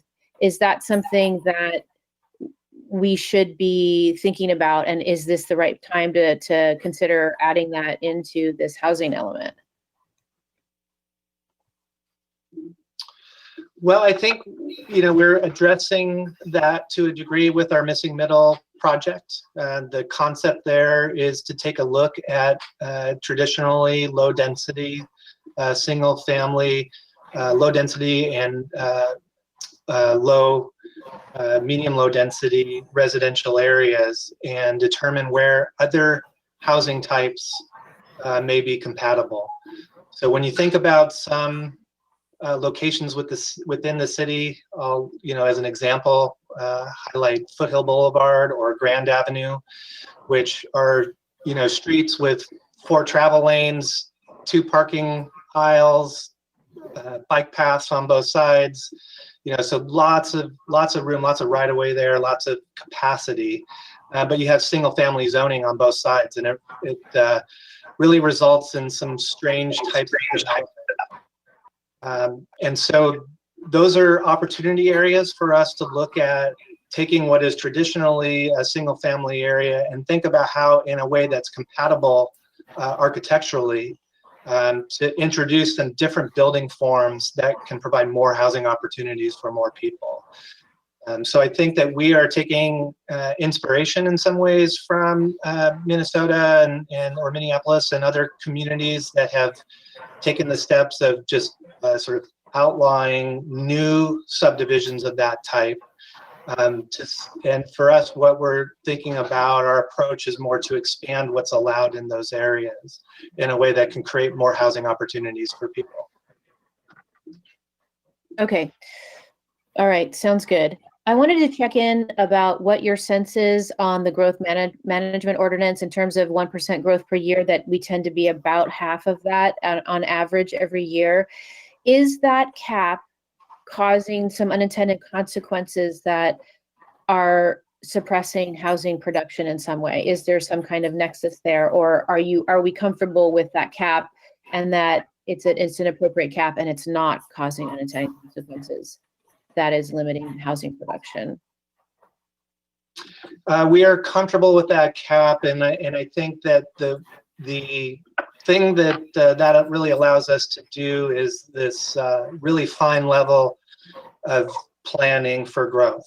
When there's a lot of growth happening in the city right now. Great. Okay, I just wanted to check in about that. Sorry, I just stopped because of the echo, but I was going to say a couple more things. Okay, thanks. Yeah, so there is a lot of growth happening in the city right now, but it is planned growth. And so what the 1% cap has allowed us to do is to look at our entire build out horizon, which is currently to 2035, and make sure that we have all of the resources we need to serve that growth as it relates to water supply capacity at our water resource recovery facility, our transportation network, emergency response, all the things that we do for long-term planning for the areas within our urban reserve. Our growth management tools really help us accomplish sustainable growth. Okay, great. And thank you for that. I just wanted to check in about that. And then my last question is a bit similar. The density bonus, it seems like it's potentially underutilized, or what's your sense on that? Is there is there something within that that needs to be different, or are you feeling like that's right in a sweet spot that is working really well in terms of encouraging more affordability? Yes, our density bonus, our local density bonus ordinance is actually very permissive with respect to the incentives that we are allowed to grant to affordable housing projects. So under state law, most of density bonuses are prescribed under state law. Our local ordinance, it mirrors state law, but one of the things that it allows for is for developers to ask for an additional density bonus as one of the incentives for providing affordable housing. And we've actually seen that used very effectively. For instance, the Haslo developed a senior housing project, Del Rio Terrace Homes, on the corner of Ella and Johnson, and that took advantage of the city's local ordinance provision for an additional density bonus as an incentive. And there are a couple of other examples of projects that have been able to take advantage of that. Okay, thank you for clarifying that. That was helpful. Okay, those are my questions. I don't see any hands raised. And City Clerk, do we have any public comment? Yes. Rachel Bole.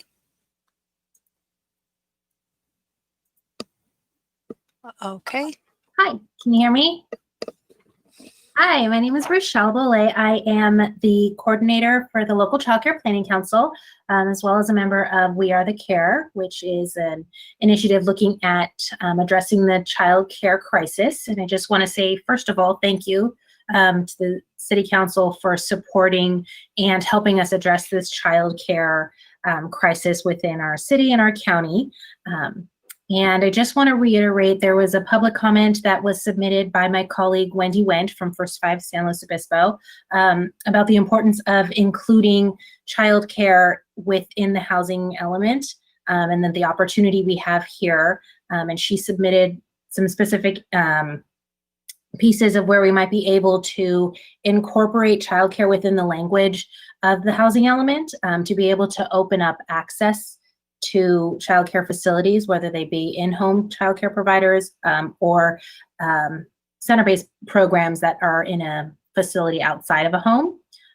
And within that, she was looking specifically, and as a group, we've collectively looked at different pieces to be able to incorporate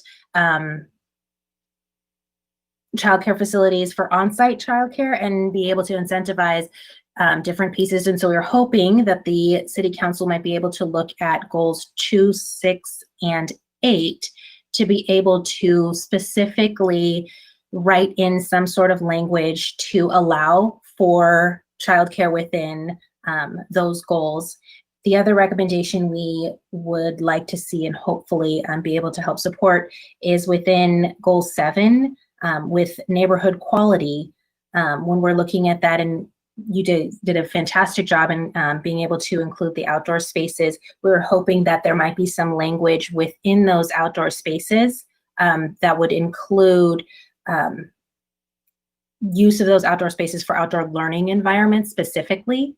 So right now parks are included within that, but specifically outdoor learning environments is what we were hoping. And then another piece that we were hoping to see within this is the concept of possibly having intergenerational facilities within the city of SLO. So for example, having senior centers and childcare centers co-located, working together in that capacity. Those are our different pieces of recommendations and hopes that we would be able to see this within the housing element.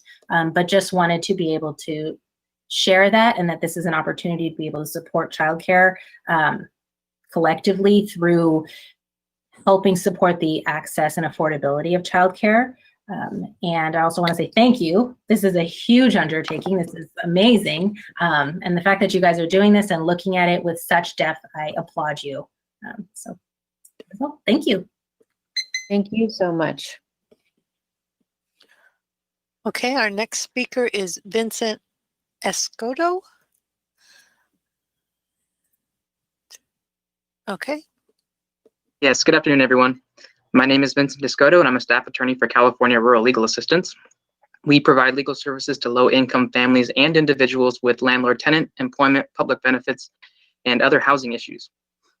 As you are aware, the housing element is the planning document that will guide the city on how it will take action to meet the housing needs of all of its residents, including very low and low-income residents, for the next 8 years. California's government code requires the housing element to analyze a wide range of data and factors to determine its population's housing needs, barriers to creation and preservation of affordable housing, and create adequate goals, policies, quantified objectives, and programs to meet those identified needs and barriers. While the city's revised housing element makes a good initial effort, it has serious deficiencies that are outlined in the written comments we've submitted for today's hearing. I will highlight a few. The revised housing element does not provide an adequate analysis of its population and its housing needs. Focusing only on programs misses the mark when the needs have not been properly identified. Without an adequate needs analysis, the city cannot create adequate goals, policies, nor programs. The revised housing element also did not analyze the homeless population by demographic, mental, nor physical health to get an idea of which rapid rehousing programs to utilize.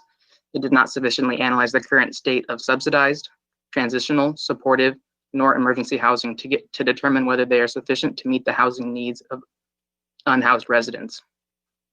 The city should consider adopting alternative programs such as Hope's Village's tiny home communities and consider how RVs can help alleviate urgent housing needs instead of conducting sweeps of this very vulnerable segment of our community. The revised element also fails to analyze and meet the needs of farm workers. It did not even attempt to count the number of farm workers in the city and assumed that this population resides outside the city based on a small reported number of farms. That is not the correct approach. The revised element includes one program to rezone certain spaces to allow employee housing, but that isn't sufficient. The city's current revised element will perpetuate the hardships preventing farm workers from residing in the city. The city should have done outreach to the farm worker communities and translated notices regarding the planning process to allow for farm worker participation in the planning process. Given the city's housing crisis, it is crucial that the city adopt an adequate housing element. We urge you to direct the department to address the existing deficiencies before approving to the extent resolutions are before approving those resolutions, and continue to work with the public by soliciting more comment as the city has not provided the community with a meaningful opportunity to participate. Finally, the city should provide translations and interpretations so non-English speakers can have an equal opportunity to comment. Thank you for your time and have a good week.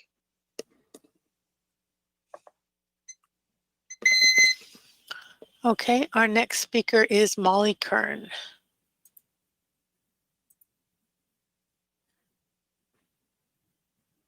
Hello, Mayor Harmon and council members. My name is Molly Kern and I'm speaking to you on behalf of the SLO Chamber.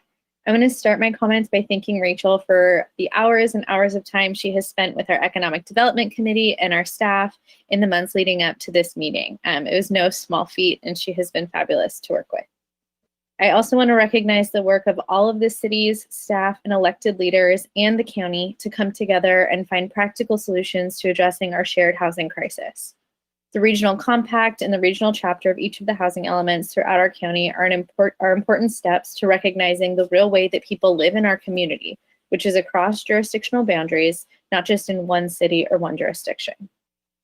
Specifically in the city of SLO, we so appreciate your leadership and staff's full embrace of the concept that housing is not just a problem and a solution unto itself, but that it is a key way to solve other challenges we face, including climate change, traffic, and our community's overall health and well-being.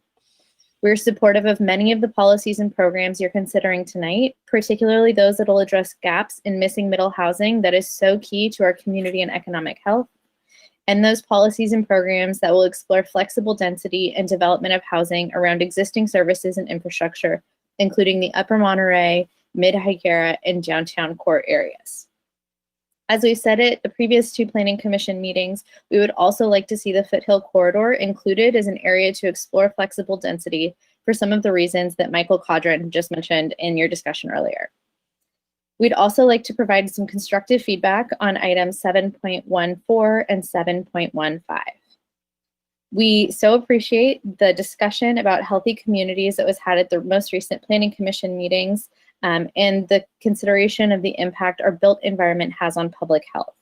but we're concerned that the new provisions could encourage, concerned about the new provision that would encourage participation in the county working group before a project is submitted, and 7.15 that could inadvertently add time to a project and cost to the homes that are ultimately produced. We respect, appreciate, and are on board with the intention, but believe that more diligence is needed on these items.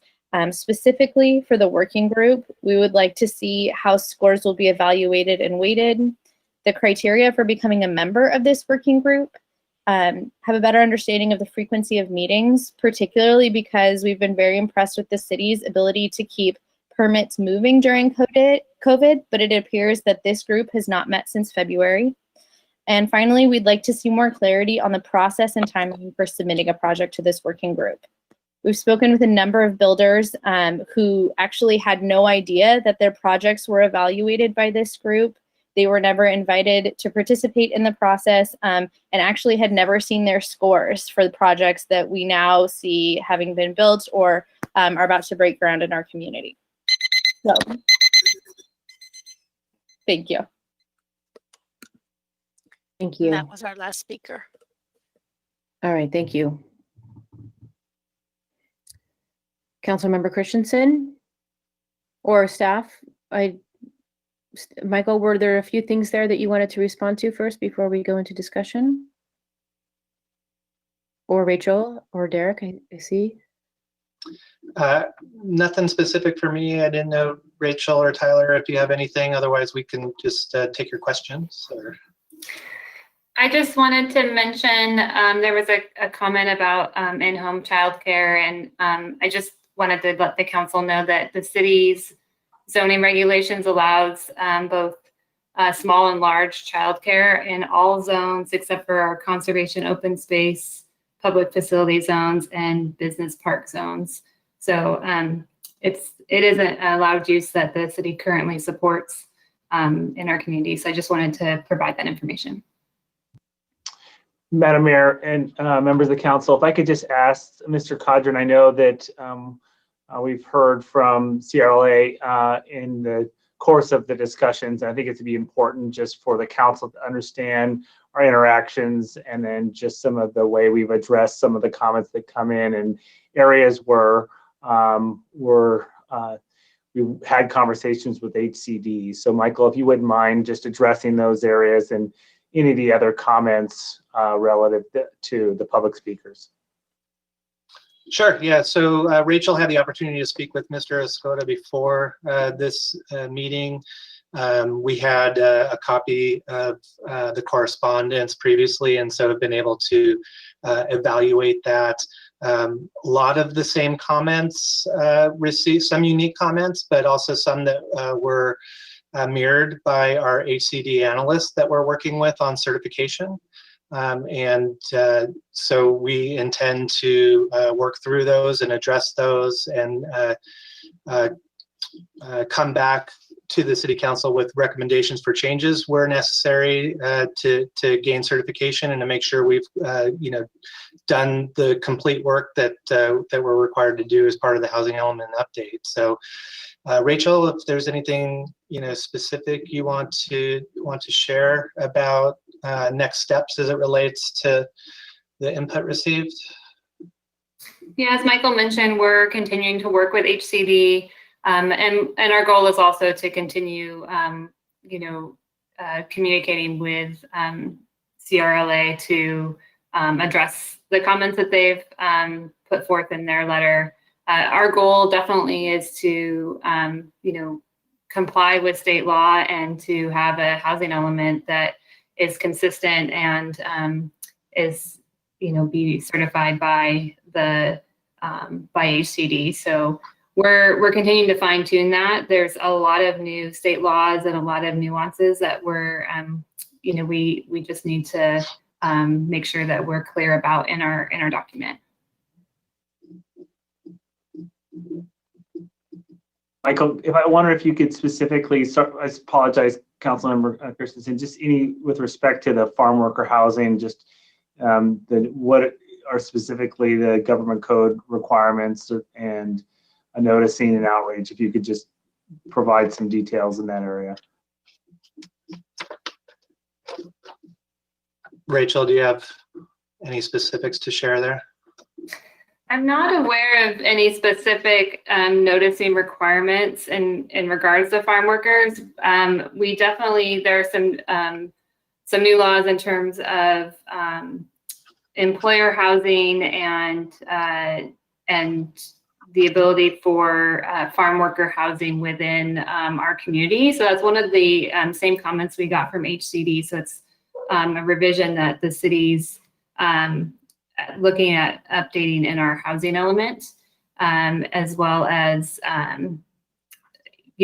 continuing that conversation with them.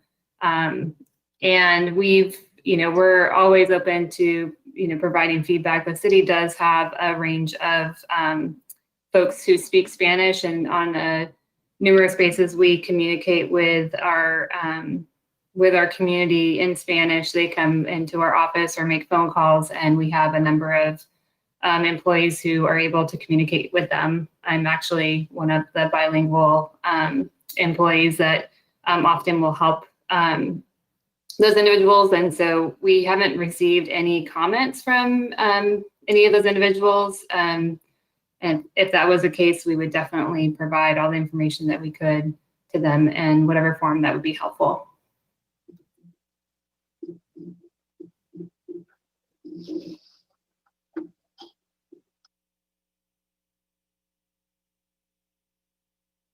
Okay, thank you. Councilmember Christensen? Yeah, thank you. And I appreciate your response there, Rachel and Michael. There is a little bit of confusion sometimes in the community, and maybe with the CRLA too, about exactly how the housing element works, and is technical and focused on specific numbers and specifically making sure that the city is prepared to it has the ground and the zoning for housing. The city doesn't, as we've said a million times, doesn't actually produce the housing, and what is produced has to be so much affordable, so much low income, so much, moderate income, that kind of thing. So, as we've just heard, things like tiny houses don't qualify for RHNA numbers. So it isn't just about what might be good ideas, but it's literally about making the state happy so that we make sure that we stay qualified for grants and funding opportunities that help our builders provide the kinds of housing that we know that we need, and that's, as we know, all types. Anyway, I know that the staff is working through that, and I'm sure it'll all work out great. She says with a positive note.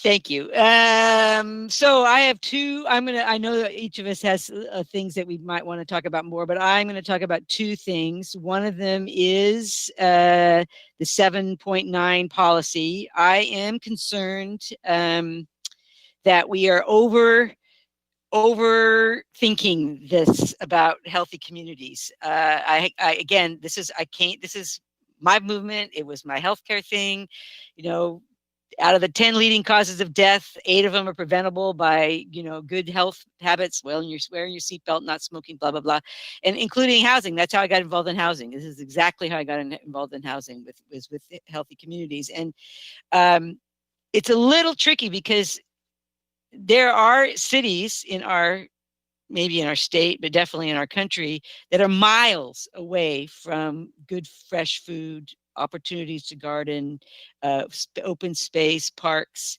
I mean, miles and miles and miles. We hear about this, urban ghettos where, food ghettos, where there isn't any grocery store within miles. So a lot of the healthy community stuff is aimed towards situations like that, not towards you build a 10-unit apartment complex across the street from Laguna Lake Park and next door to the farmer's market, and where there's a community garden over on LOVR. So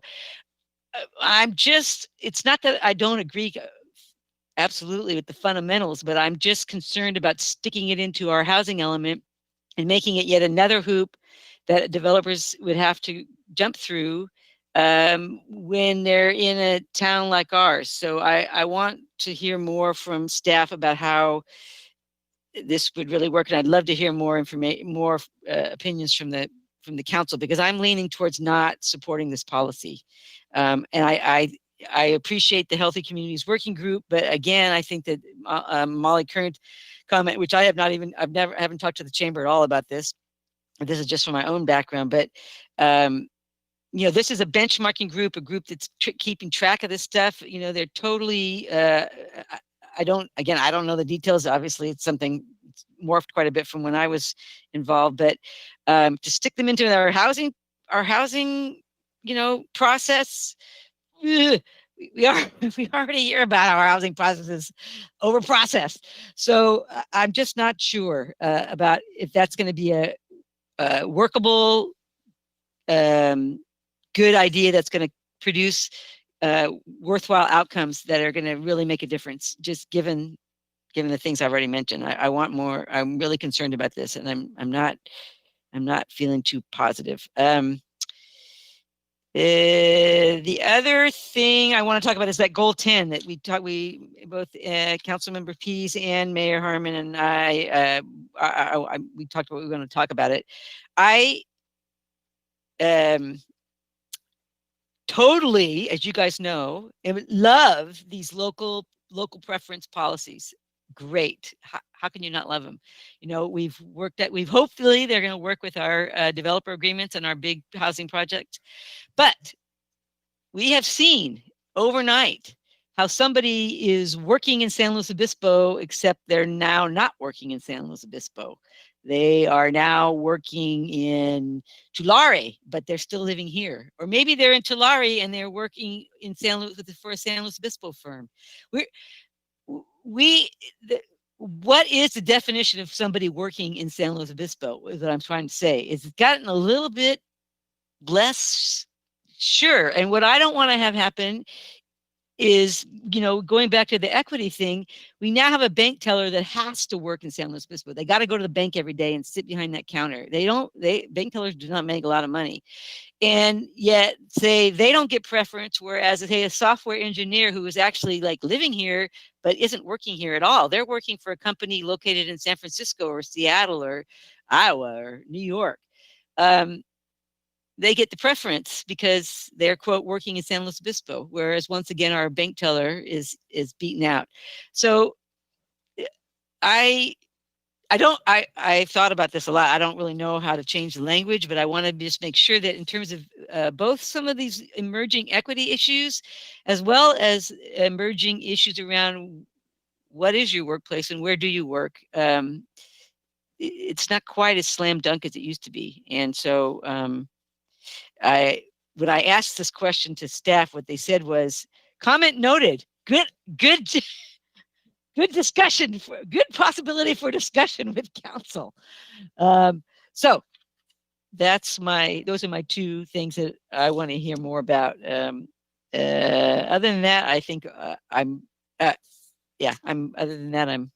pretty darn good.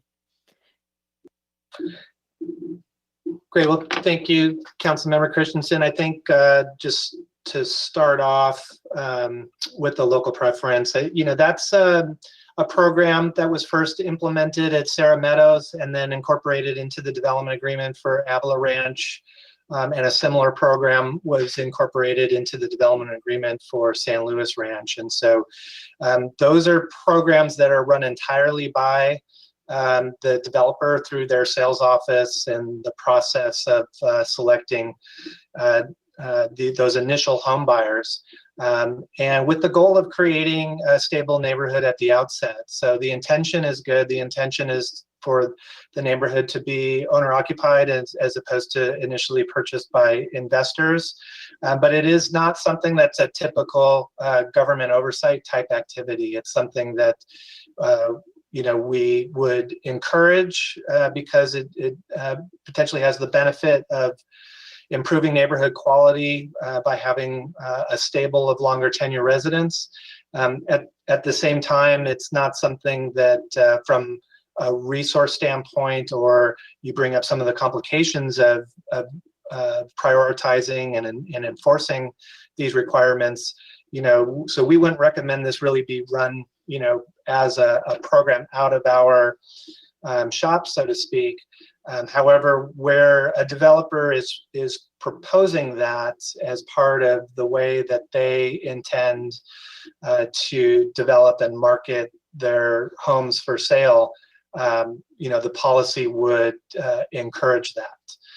So it's, I think, intended to be a light touch type policy, not something that would be heavy in administration on the city's part, with the intent of providing positive outcomes, though we can see the complications of that, or how a similar policy in a different community might not be used for such beneficial purposes. So the council's comments on this will be very helpful to us, and we'll continue to sharpen our pencils and come back with something that addresses the comments and concerns of the council tonight. And this is Tyler Corey, just Mayor Harmon, members of the council, just like to add on to Michael's comments. One of the main benefits I think we're hoping to see, from a policy like this is to eliminate the pressure from outside investors, on the local residents, on the local workforce. And so we'll have to wait and see, obviously how that plays out as both Avila Ranch, San Luis Ranch build out. But that is one of the main ways that we saw at the time as we negotiated these development agreements, to allow local residents, those that work in the area, to access the housing that we've all worked so hard to develop over the last several years. Well, absolutely. But Tyler, I'm not to pick on software engineers, but they just seem to have some money. I'm a software engineer. I work for Business X downtown, except now I live in Seattle. I work for the local business, but I don't live there. But I buy the house here because I'm, quote, working for a local business. I'm buying it as an investor. I'm not living there. I'm living in Seattle still. So there used to be a relatively small number of businesses who work like that. We have just seen in the last 5 months, overnight, half the businesses in town became businesses in town whose employees literally are all over the state, from what I know. I mean, they've moved home, they've moved to relatives, they've moved, in with different partners. So, that's where I'm concerned with this. And I am thinking about this. I wanted staff and council to be aware of it, and hopefully our listeners like the chamber and people who are thinking about housing, because I don't want this very well-intentioned and very, it could have incredibly good results, but just given the new workplace realities, it also could be twisted pretty fast, pretty easy, and basically, mangled to death. So just bringing that up. I'm not saying I don't support that idea of local preference. I'm just saying that's changing. So thank you. Carlin, thank you for that. See you, Aaron. I have on my list, just in case this feels relevant, that just the need in general to be incredibly flexible and fluid as we move forward in general, and understanding the sort of the new normal that's not just COVID, but climate crisis, all Absolutely. of the things that are already churning and that we anticipate to be a level that we'll be navigating from here on out. And so I think that maybe what I'm hearing you say, Carlin, and in general, not a less rigid, but a very flexible policies where appropriate, and really paying attention to what's happening in the new moment that we're in, and what is helpful then, with the idea that it's all geared for how do we help create more affordability and accessibility here in the built environment, basically. Absolutely. Yeah, and I think that you put your finger right on it, that doing a housing element right this minute is really hard. As we all know, doing any kind of planning right this minute is really hard. So if there is a way to write some of that, like, we're going to do this, but hey, if it starts to go wonky, we're going to not do it. I'm sure our lawyer and our senior planners are really happy about that idea. But just, I think that idea of paying careful attention to the fact that things are changing rapidly, and we need to kind of keep that in mind as we go forward is really going to be key. I appreciate that, Mayor. Thank you. Yeah, my pleasure. Was that? Did you have other things, Carlin? was gonna wait and see everybody. I mean, I have lots of things, but I don't want to talk about everything. And I did want to have some feedback or comments or thought about the new 7 that the Planning Commission put in there about healthy communities. Okay, Councilmember Gomez. Yeah, so maybe staff should address that reality as far as how fixed is this going to be, and understanding that we are literally in a completely new reality, yet we're working off of assumptions of a reality that really doesn't exist, at least not for the next several years. You know, but we're doing an incredibly large housing element. Yeah, as Tyler mentioned earlier, we are not suffering from a lack of policies and programs in this element. And so if there is an area where we can trim and address the issue or the concern in a different way than in a program in our housing element that will be tracked by the state, we would be happy to propose that. And so we'll take that feedback back. I'm sure we'll hear from other council members on the topic and propose some modifications to you the next time we bring this forward. And Madam Mayor, Council, I think that there's some opportunity for staff and our office to work on stating this perhaps in terms of objectives for our neighborhood and our community and focusing on your diversity, inclusivity, equity lens, rather than the individuals to whom preference will be given, and thinking it through some policies in terms of objective-driven policies rather than individually driven policies.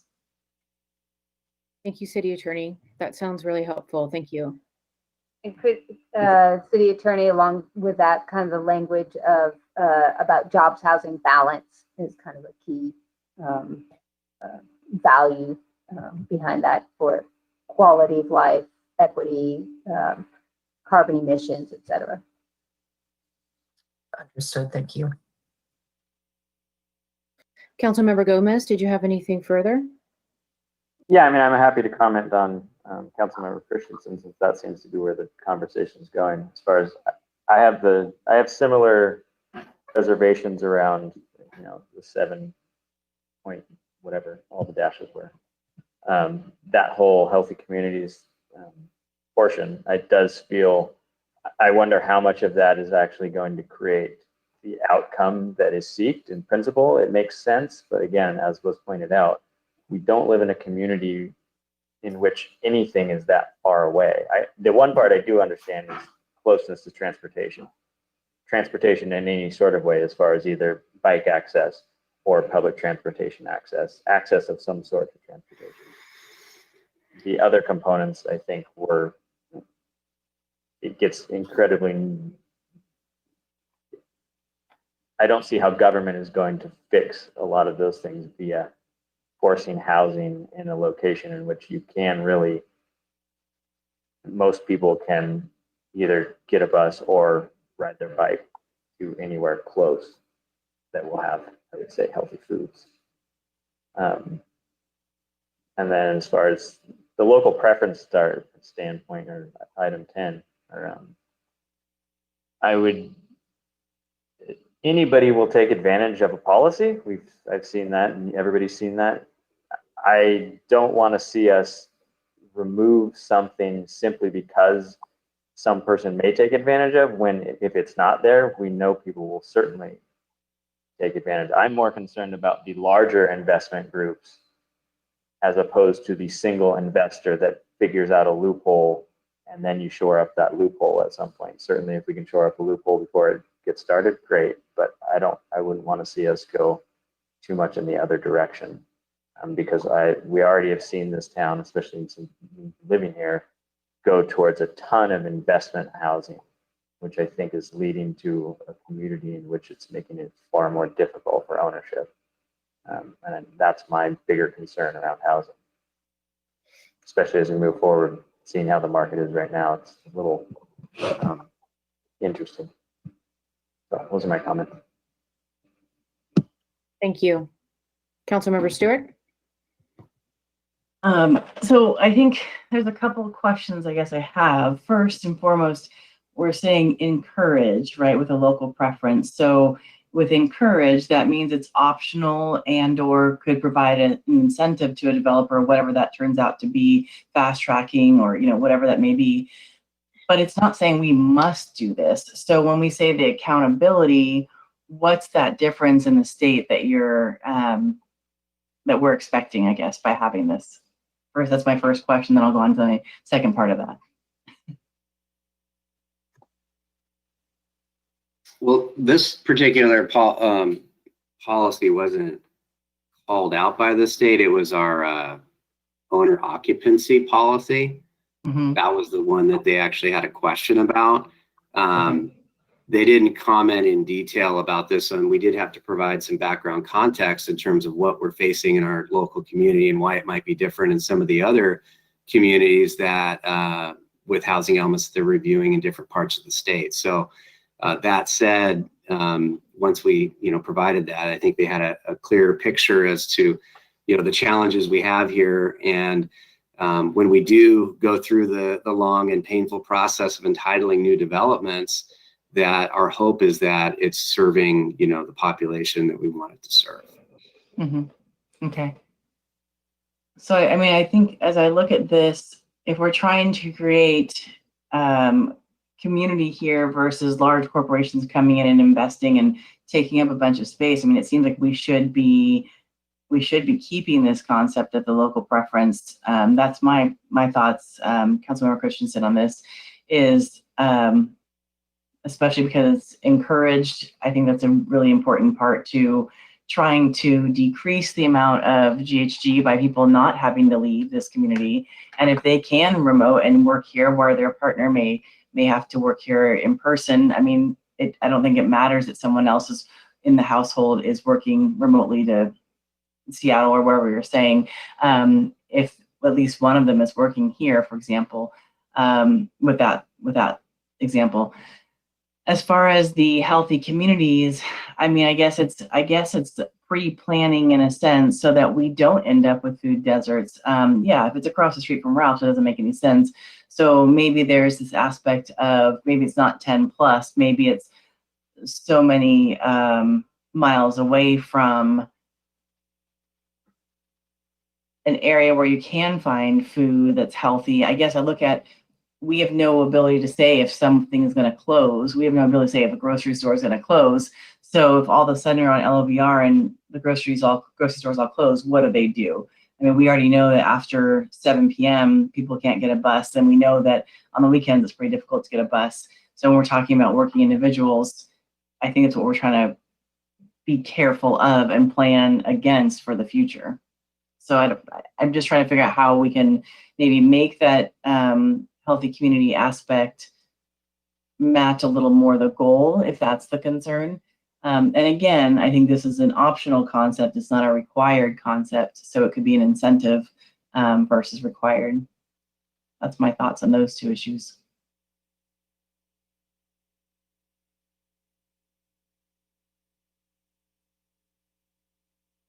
Councilmember Pease? Thank you, and thanks to everyone for bringing up these important issues.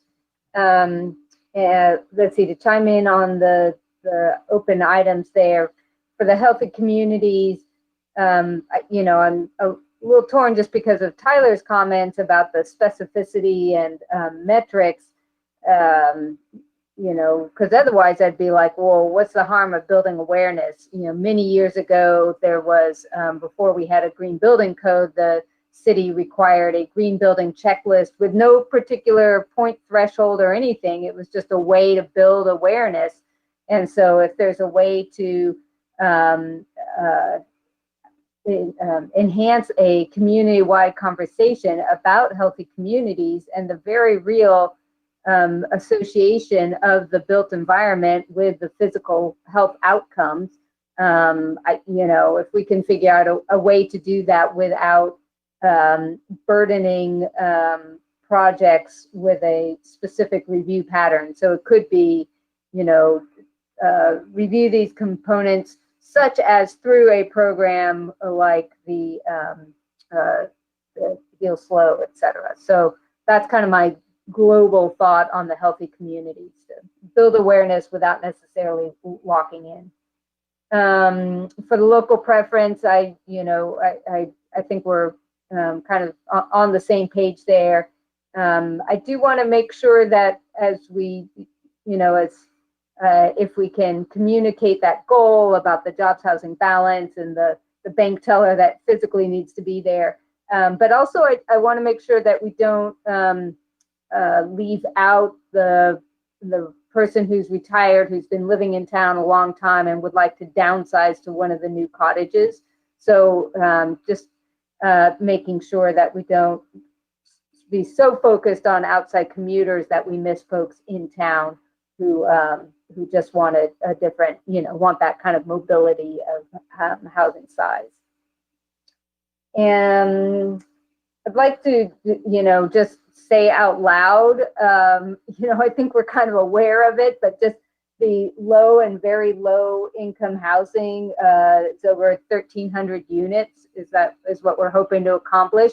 And clearly, that's not something that we have, the funds are just not there in order to build those within within these traditional nonprofit housing developers. Here's some funds. That's not something the city can do alone, and the state is not currently, or feds are not currently making those happen. And so I really appreciate all the creativity that's going into this in terms of a range of housing types, micro units.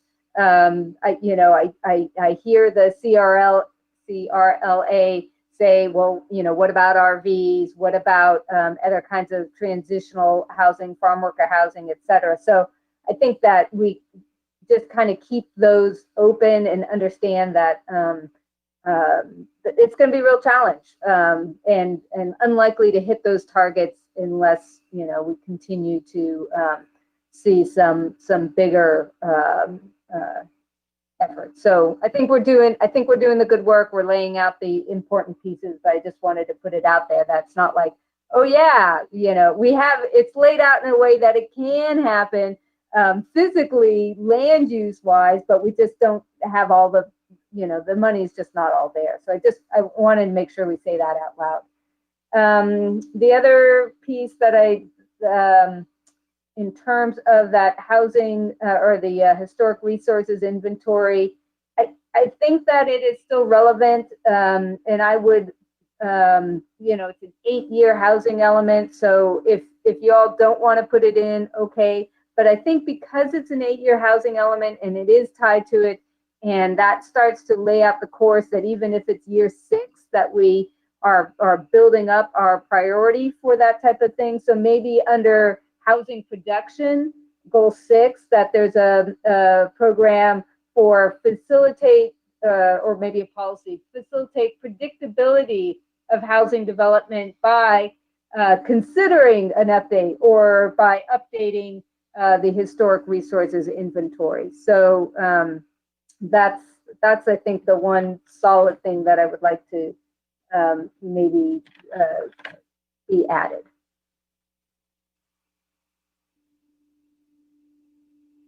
Okay, thank you so much. That's it for me.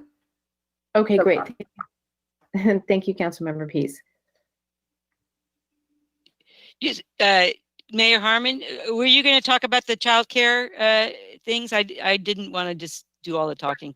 Yeah, I'm happy to do that. And if I don't meet all your points, Carlin, obviously chime in. I have a few other points here that I didn't mention yet.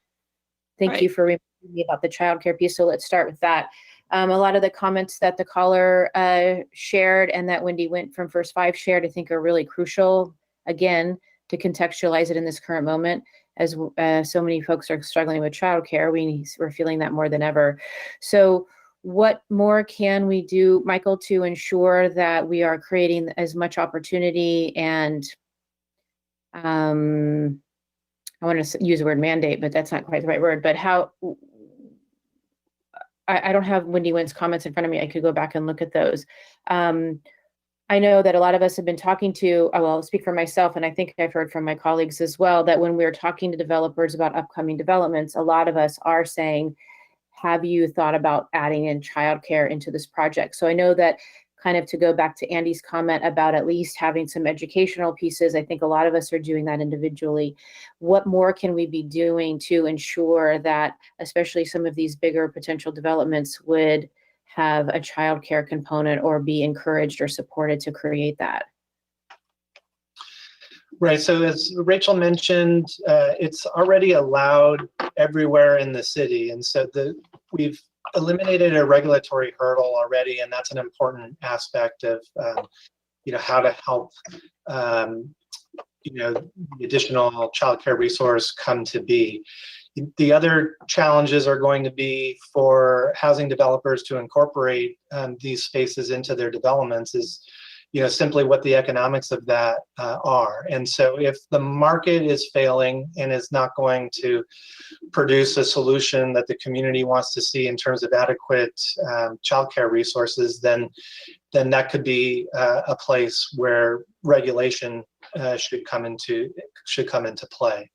And so it's initially, I don't think I don't know if we have enough information right now to suggest whether or not there needs to be specific regulation on this topic, but I do think that it's something important for us to monitor, to work with First Five and the other organizations that are sort of deeply embedded in the discussion to figure out what is the appropriate role for government to play here, especially as it relates to how we manage private property development and what we can do to help the economy produce the kind of outcome we want to see with a lot of available childcare opportunities for our residents.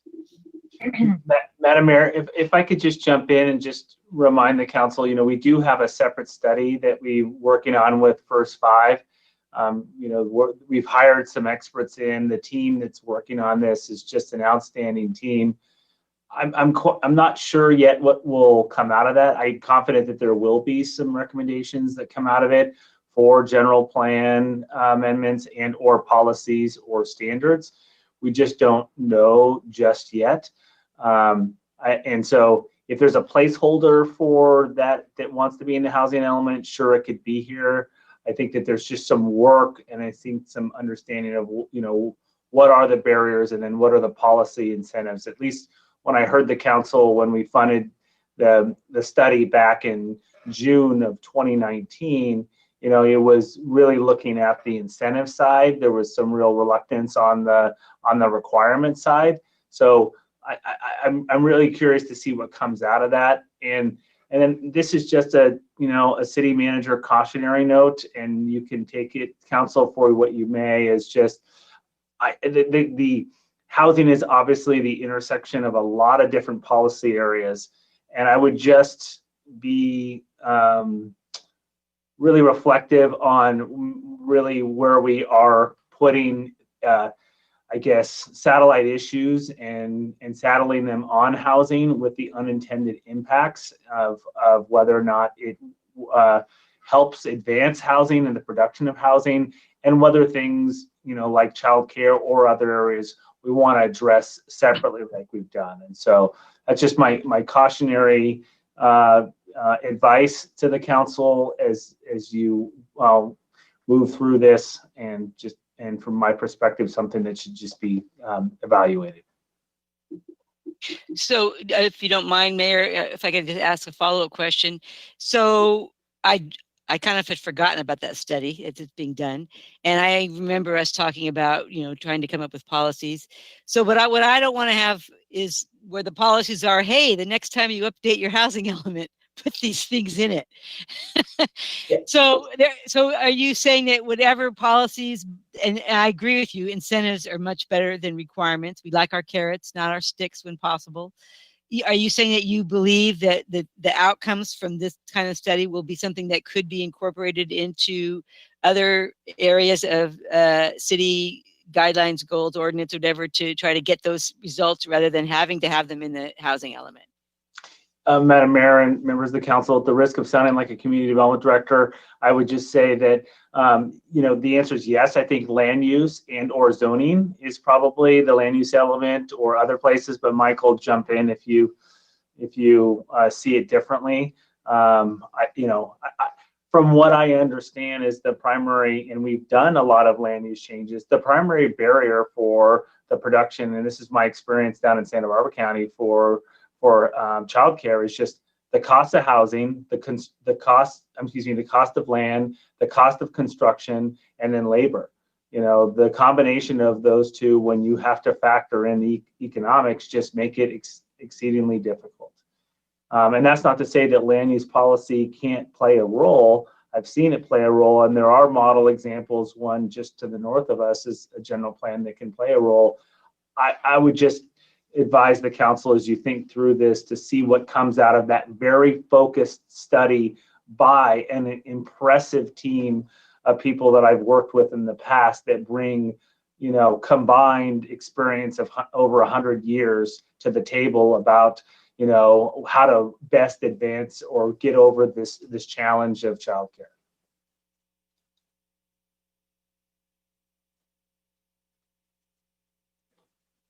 Is that good for you, Carlin, for right now? Yes, it is. I hear you loud and clear. Okay, thank you.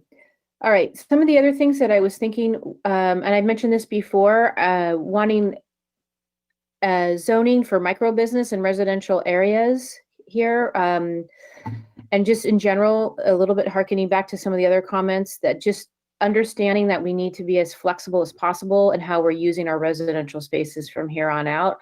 How can we incorporate the opportunity for folks to have more micro business is either in their homes, but especially, and I know I brought this up before, on the intersections of residential areas, to even potentially have kiosks and things like that, that would potentially provide some very small, again, micro services right within the neighborhood area. You don't necessarily need to comment on these. I'm just going to go all through them to just include them in your thinking. I know I mentioned this to staff already. Looking at CC&R reform and wondering if we can partner with the county clerk recorder to see if we can create some type of program for future title reports to be changed, maybe upon point of sale, to I don't know if eradicate's quite the right word, but to eliminate or change the often racist language in a lot of the CC&Rs that are currently in our community. Gray water, I don't think there was, I know we talked about this too, but wanting just to make sure that the opportunity to have more opportunity for around gray water is included. Let's see. Wondering if we can start talking about parking in lieu fees going not to directly to other parking opportunities, but to instead in part go to public transportation, so that we can be consistent in terms of our conversation as a community about talking about, if we're going to unbuckle as we are, parking from development, truly not just necessarily continuing to support cars and parking, but also being mindful that we need to also be supporting public transportation, and wondering if we can be considering that. Michael, I would love to hear just some brief feedback if that's even a legal mechanism, or if that's a possibility that we could start to talk about parking in lieu fees going to support a more robust public transportation system. Sure, yeah. I mean, the idea, what you're talking about essentially is a new type of district. So the current district as it's formed is governed by an ordinance, and the fees are collected for a specific purpose in support of the downtown parking program. The concept that you're sharing would essentially be a new type of district to raise funds for a different purpose. And so it would be a new program and a new endeavor. I'm not sure that that's been, considered or thought through in any forum yet for the city. And so that's maybe planting a seed or a concept. And I think Derek wants to weigh in a little bit on that too. Okay. You're muted, Derek. Yeah, Madam Mayor, members of the council, just a reminder that we've got a downtown access and parking plan update that's being led by our parking manager. And so perhaps that is the mechanism and time to bring up those discussions. Because that, we're looking at it in, I think, in the direction, I think, and the ideas, Mayor, that you've suggested, which is around thinking more rather than just parking, but access and access management, and then parking demand is, really where we want to go with our next update. And so I think your comments are very much in line with the thinking of staff of how do we get people out of cars and do the demand management and promote alternatives. Okay, great. Thank you for that. Should we be considering a ministerial approach to potentially single family units being able to upzone to duplexes? Does that make sense? And is that something that we should be considering? And would that fit into this? Yeah, that's very much a component of the Missing Middle program. Okay, just wanted to confirm that. And then,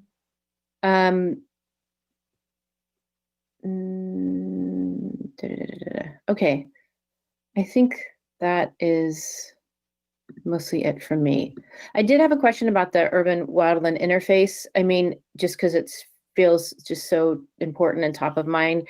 Is there any thinking about, I don't even know what the question is, just acknowledging that that's such a challenging space, and maybe all of that housing is already built in that space that we can't really do anything about it at this point. But is there any sort of cutting edge thinking about how to handle the concerns about growing wildfire concerns and a housing element? Should we be embedding that? And maybe it's in there and I missed it. It's that's a topic specifically for the safety element, which is we're already embarked on an update to our safety element. It's triggered by our update of the housing element, as well as our climate action plan. So the safety element will include that, but just so you know, in terms of that wildland fire, the wildland urban interface, there are specific building codes that address that situation in terms of the type of building. You will actually have in front of you with the Froome Ranch project some housing that's on that wildland urban interface. And so you'll see in the EIR for Froome Ranch a discussion about appropriate buffers and maintenance of that boundary edge to reduce the risk of fire spreading into the urban area. And so it's something that's very front of mind for us. I think we have a lot of good policy direction in our documents right now and in the codes, but as we go forward too, I think hearing from the council in terms of what your preferences are for those areas will be very important for implementation. All right, thank you for that feedback. That's really helpful. All right, any other hands? Councilmember Stewart. I just want to make sure what you were saying about getting rid of single family homes. What was your plan on that? Are you asking me or are you asking Michael? Yeah. You, Mayor Harmon, you brought up getting rid of single family homes. So I'm just curious what you meant by that.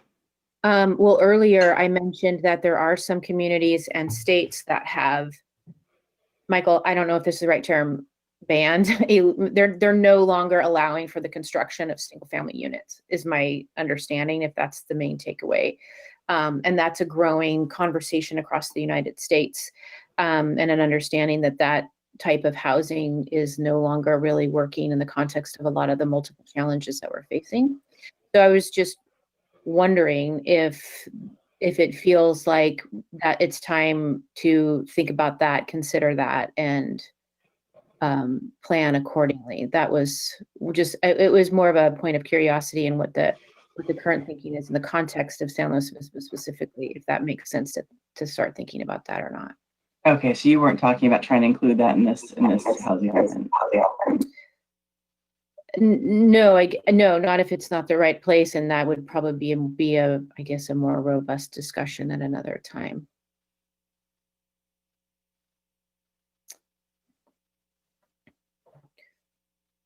Okay. All right.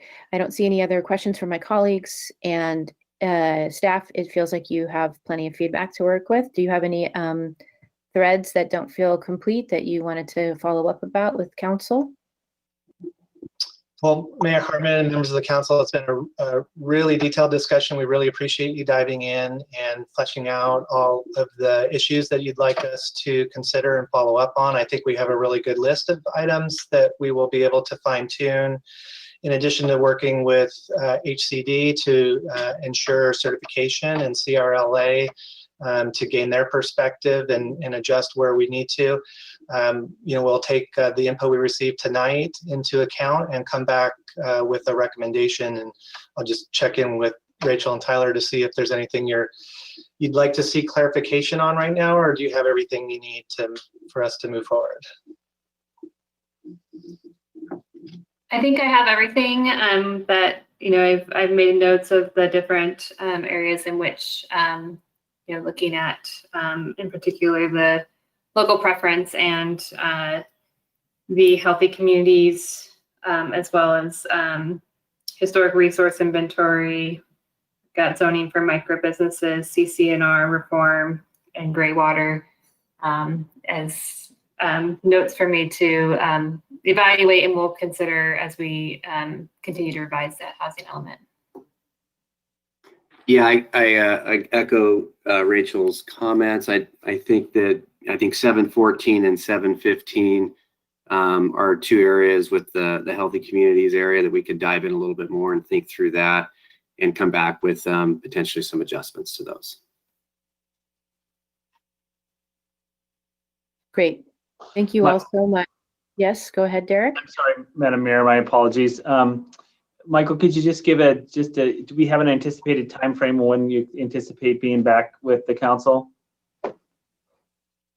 Yeah, we do. We have tentatively, we're scheduled for the second meeting in November 17th. And, that is dependent on receiving guidance from each.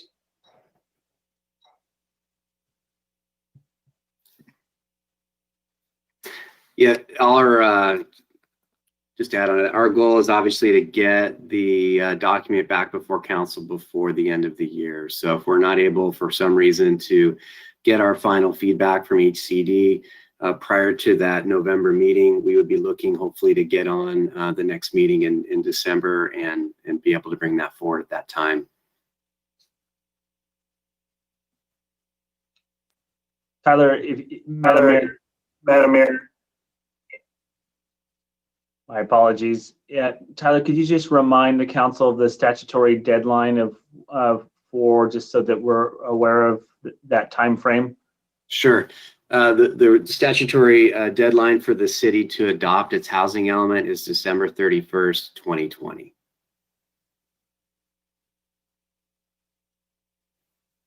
Thanks, Tyler. So getting this done, the sooner the better. Yeah, and it's interesting, all the things that we've all gone through over the last 6 months, we haven't seen any extension on that deadline from the state yet. So if we see one, we'll let you know. That's okay. Thank you all so much. That's okay. Go ahead, Karen. I was just going to say this, I have it right here. It was a lot to read and digest, so I can only imagine how much work it was to create. Right. So thank you all so much.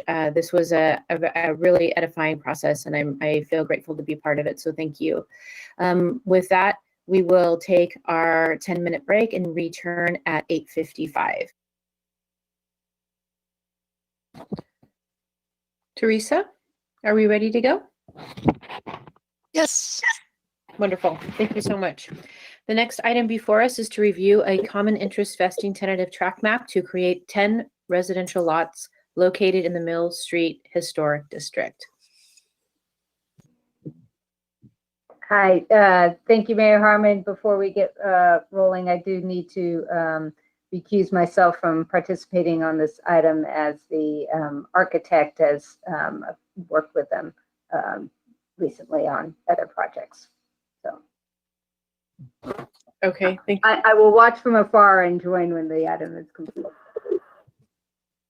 Okay, great. And in that same vein, then, would like to ask council member, starting with council member Christensen, for their ex parte disclosures of contact with anyone who provided information that will be used a part of your decision making.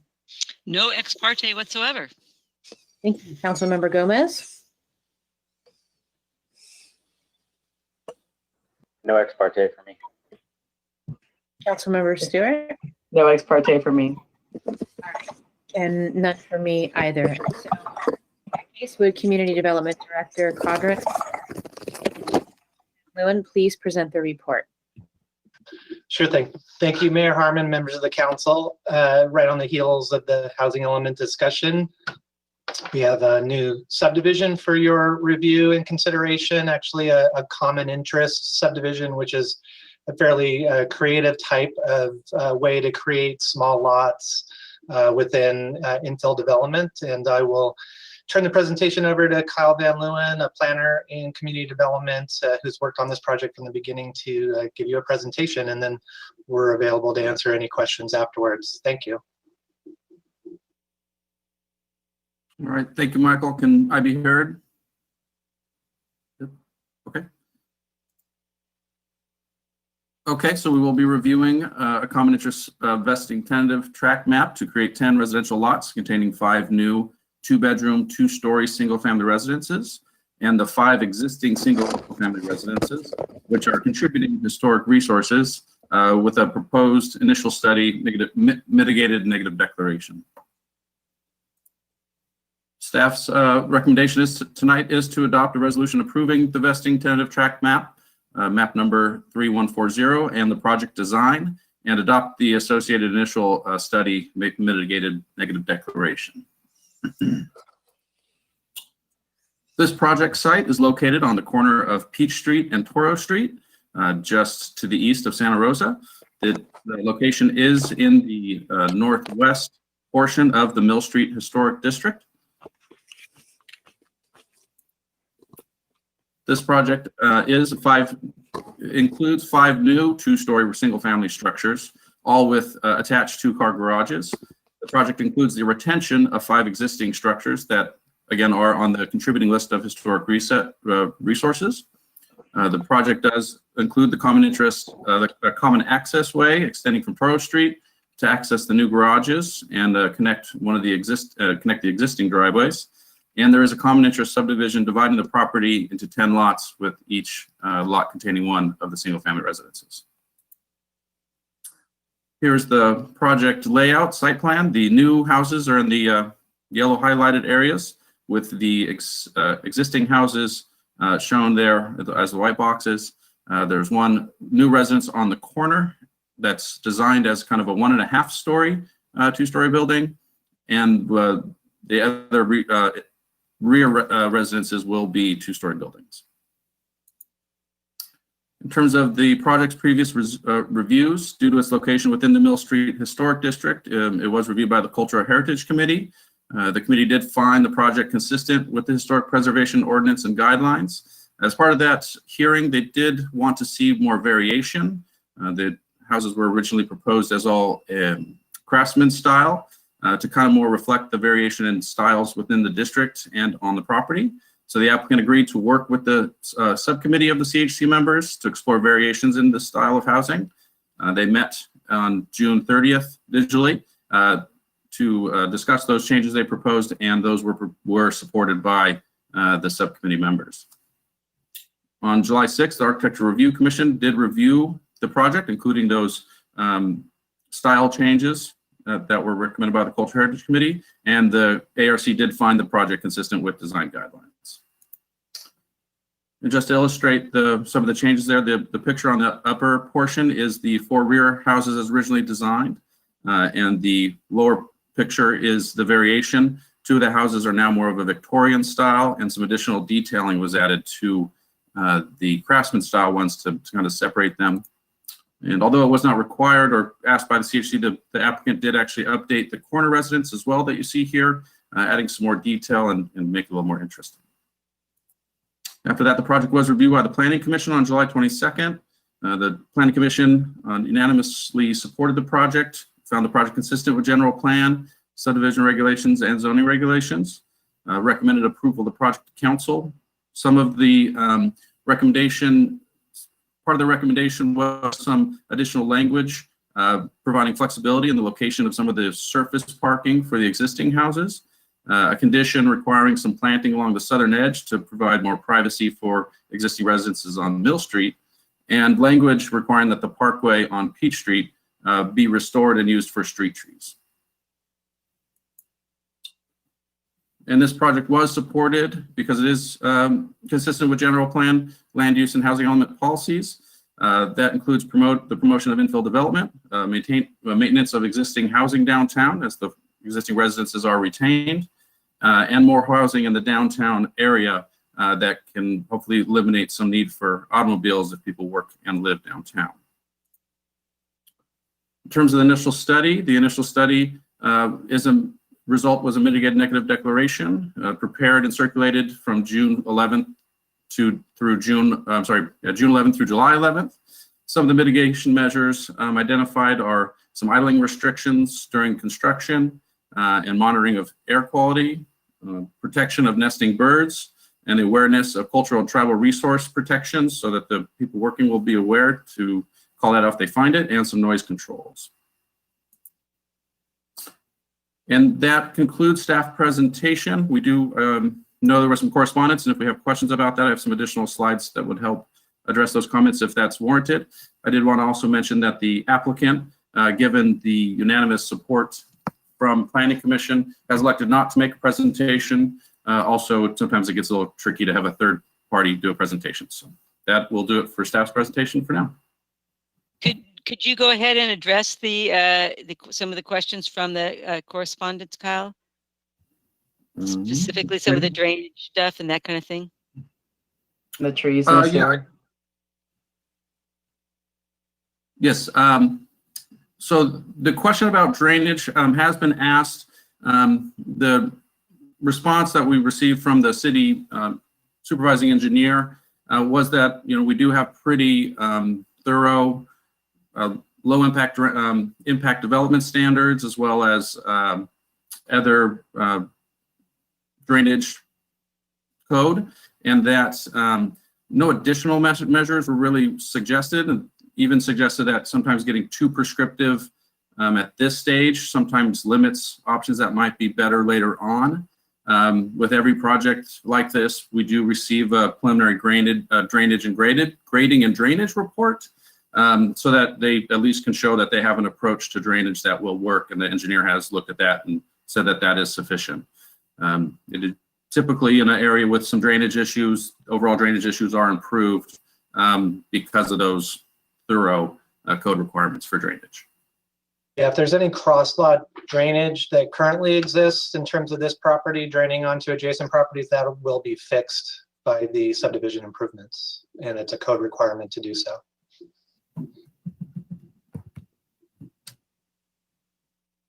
Okay, I have to figure out what those other questions are. Maybe you know them and can just respond.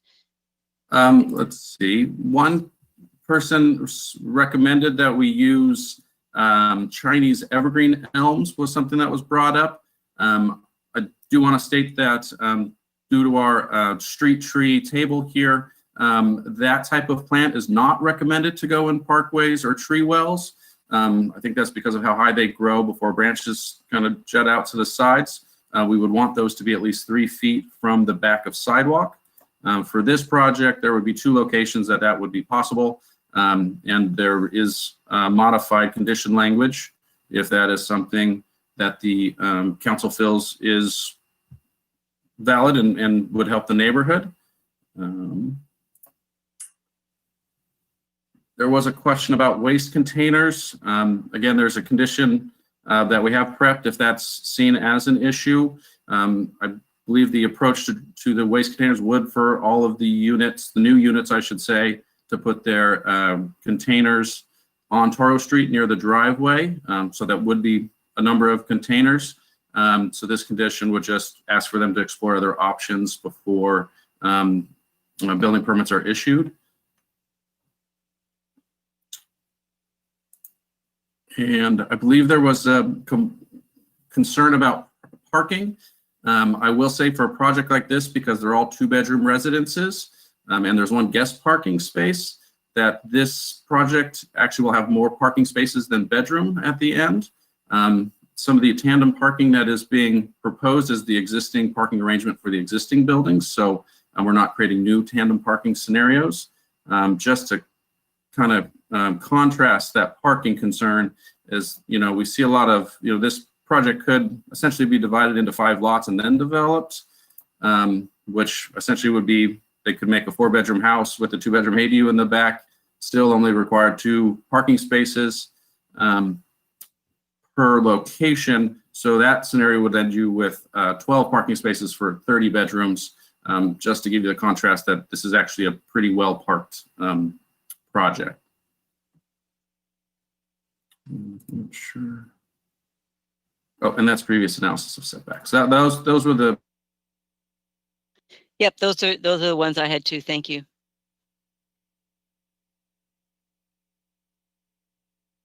Councilmember Stewart?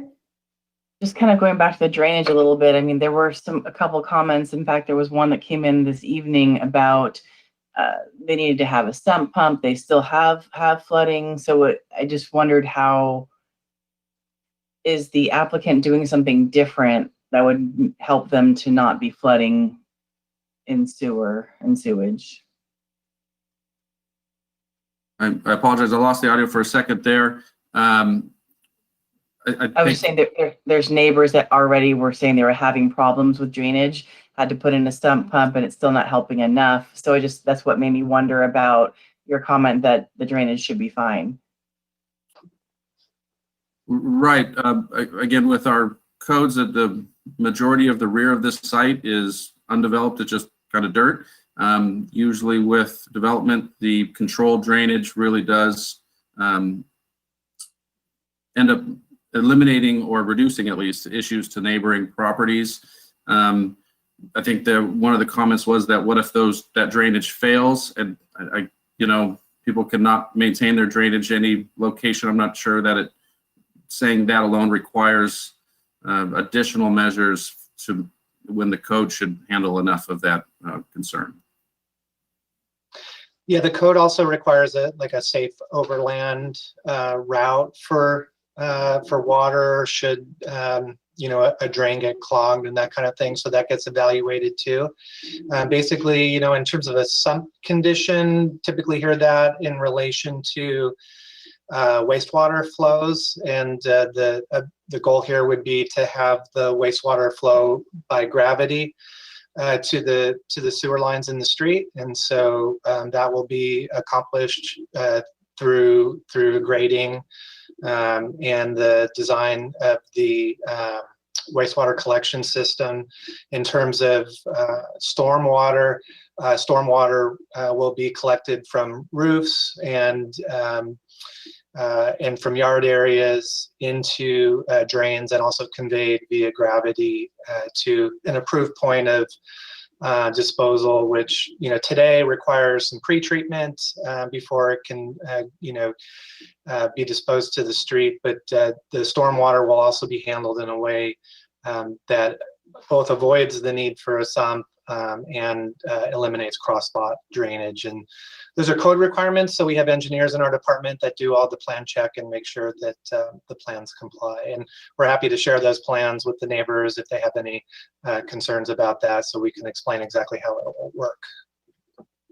Great, thank you.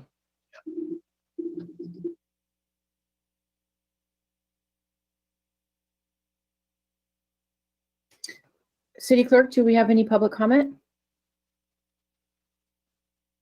No, we do not. No, we do not. Thank you. Is there any further discussion from my colleagues?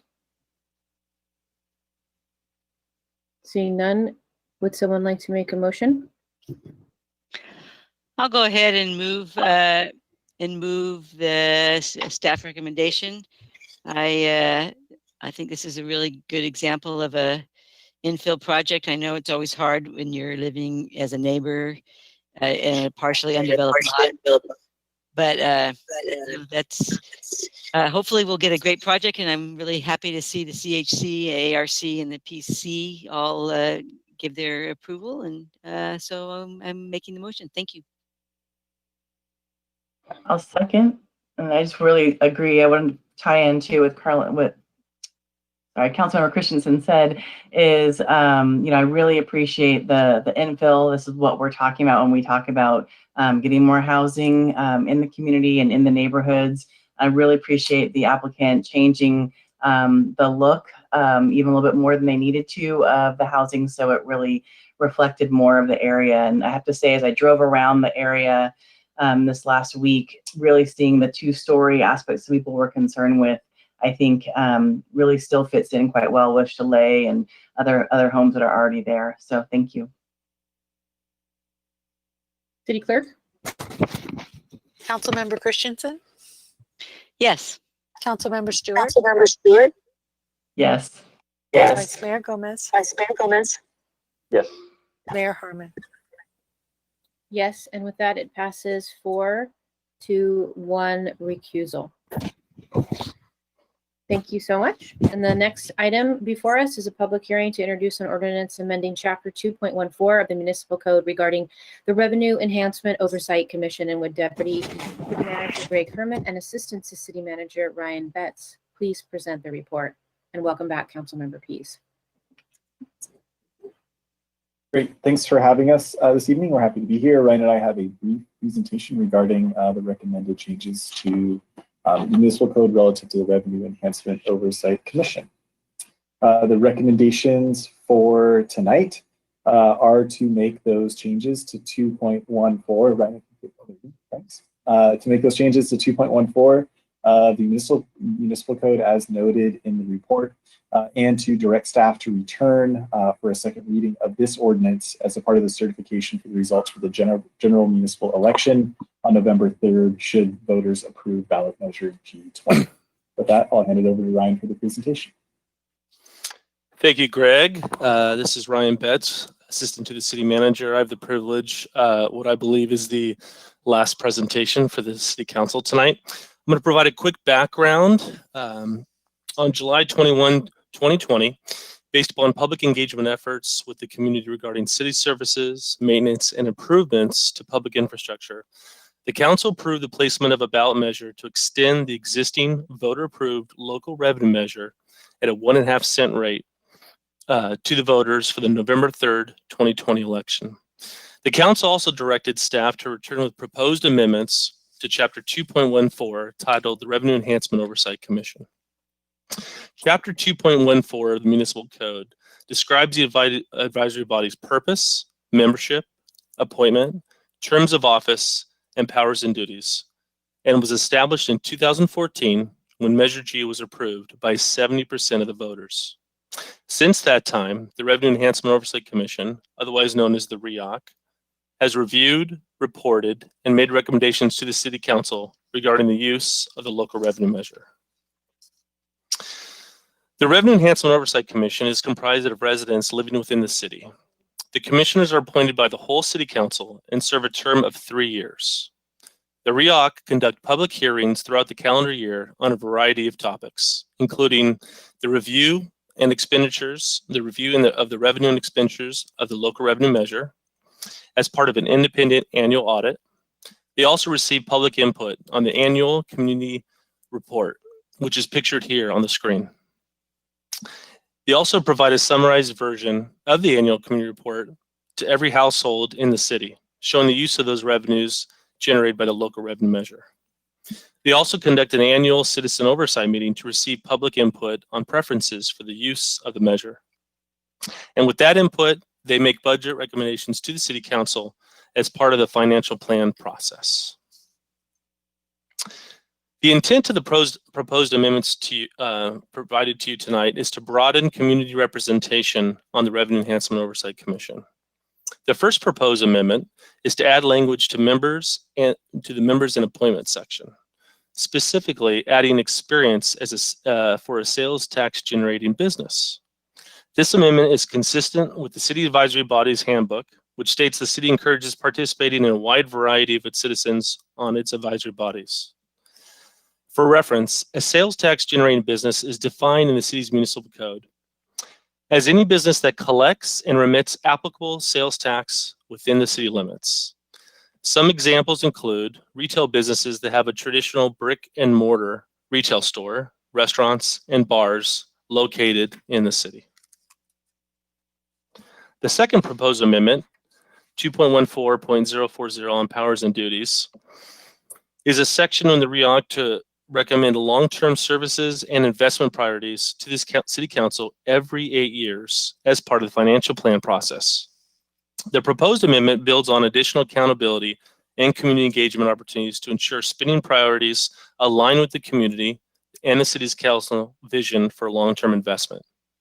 Staff is recommending the priority setting exercise occur every 8 years because both Measure Y, which was approved in 2006, and Measure G, which was approved in 2014, had provisions for potential renewal every 8 years. That was important in order to revisit the priorities identified in the specific ballot language with the community and to ensure that those priorities remain the same. And if not, those need to be changed. And because the proposed 8 years are an even number, it would coincide with the development of the city's 2-year financial plan. The following proposed timeline would only go in effect if Measure G20 was approved by the voters in November. The timeline leverages the existing robust community engagement opportunities of the financial plan process by building in long-term spending priorities. For example, in December, the REOC would receive recent public engagement efforts on the community's highest priorities and deliberate on those long-term priorities for the use of the funds. In January, the long-term priorities would be used as part of the additional community engagement efforts leading up and during the Joint Council and Revenue Enhancement Oversight meeting. In February, the results of that community input would be presented to the council as part of the goal-setting exercise. In March, staff would present the preliminary use of the local revenue measure based upon those long-term priorities to the Revenue Enhancement Oversight Commission. In April, the REOC's recommendations would be included in the preliminary financial plan presented to the City Council. And in June, the Council would consider the adoption of the financial plan. As proposed, this process would then be repeated every 8 years from now. And it's going to be here before we know it, as part of the 2029-31 financial plan process. The remaining proposed amendments in your council agenda report are administrative in nature and will not go in effect again unless the ballot measure is approved by the voters in November. Again, the recommendations before you tonight is to introduce an ordinance amending Chapter 2.14 of the Revenue Enhancement Oversight Commission of the city's municipal code and direct staff to return to the city for the second reading of the ordinance as part of the certification of the results of the general municipal election on November 3rd, 2020. And with that, I will open up for questions. Thank you so much, Ryan. It's good to see you. Good to see you too. You too, Greg. All right. Do any of my colleagues have any questions? Councilmember Pease. Thank you. Thanks for the presentation.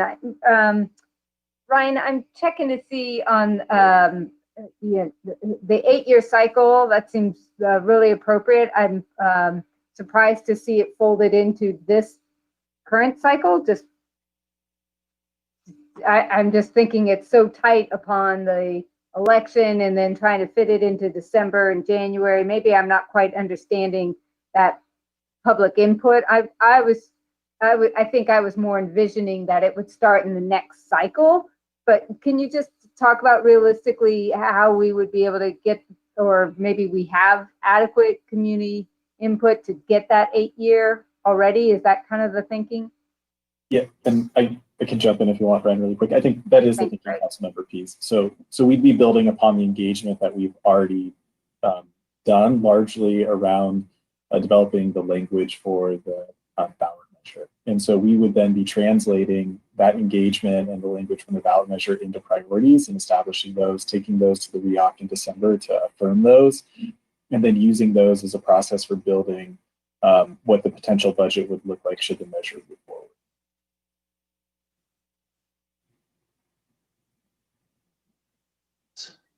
Madam Mayor and Councilmember Pease, I think that's a great question. I think we've struggled with this exact same issue as staff about should the measure be successful. You'll recall that it would take effect in April of 2021.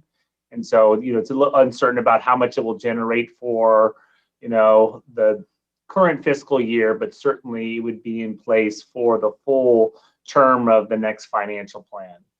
And so, we're trying to figure out ultimately if it's successful, how do we create those strategic priorities that then blend into the overall financial plan process and start to get us off onto a particular track that's consistent with the major city goals and other priorities that we've just heard from the community.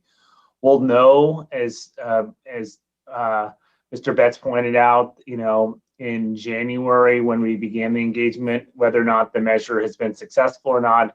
And to that extent, I think it would be prudent to start that process. If it starts to get clunky and they don't align, we'll certainly, advise the council. But, our hope is to be able to then build that engagement, that process that we're normally doing, and then concurrently present that as part of the preliminary financial plan that would come to the council in April. And then the council could then adjust those priorities and then align that in time for the final adoption of the budget in June. Thank you. And it seems like the language in there that would actually be part of this ordinance, this update has a certain amount of flexibility. So, we could, in 2 years, the landscape is so changed that we want to do a new 8-year plan, we certainly could within the language that we have. Is that correct? It's more of at least every 8 years. Okay. All right. So, keep our flexibility. Thank you. That's all my questions.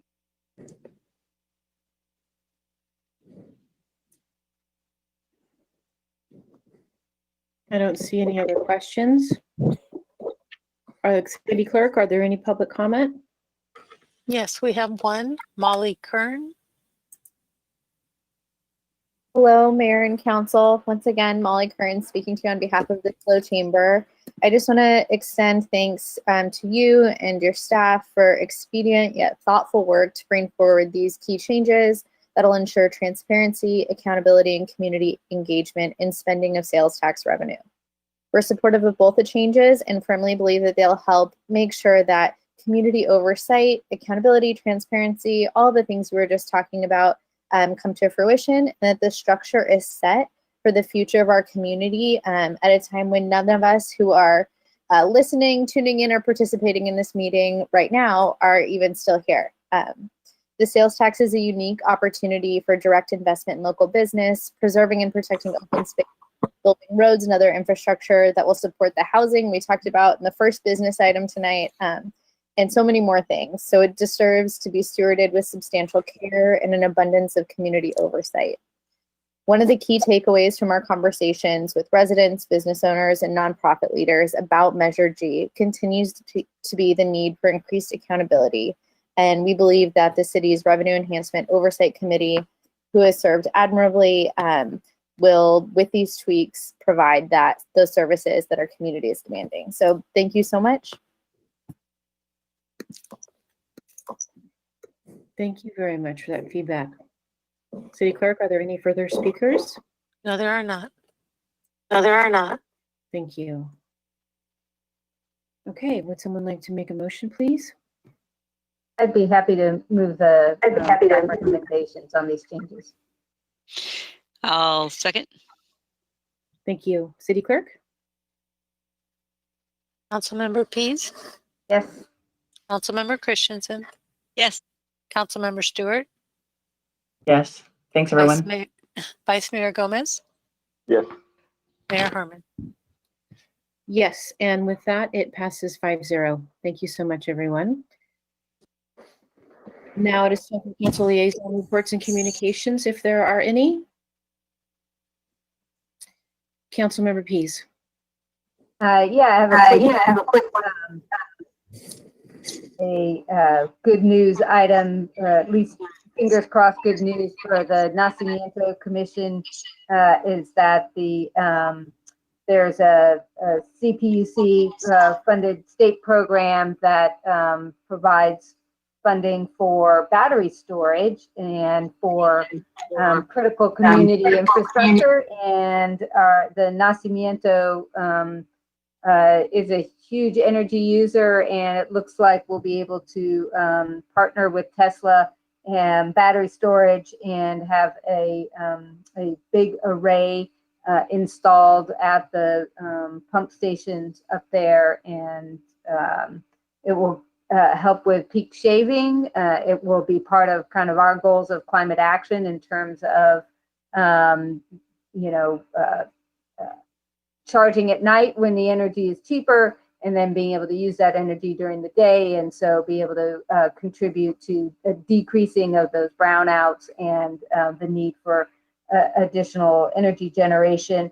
At some point, hopefully also adding solar panels, which would really help with resilience. So that will come at zero cost to the Nacimiento Commission. We just pay for the electricity, and then we get the savings of electricity. And then after 20 years, we get the batteries and kind of building in the cost in order to get them recycled, et cetera. So the Nacimiento Commission approved pursuing that grant, and so I think we should be getting in the queue quickly enough to make that happen. So pretty excited about that. I want to share that. Great, thank you so much. And with that, we will adjourn. Our next regular city council meeting is scheduled for Tuesday, September 15th at 6 p.m. via teleconference. Thank you, everybody. Meeting adjourned. Thanks, everybody.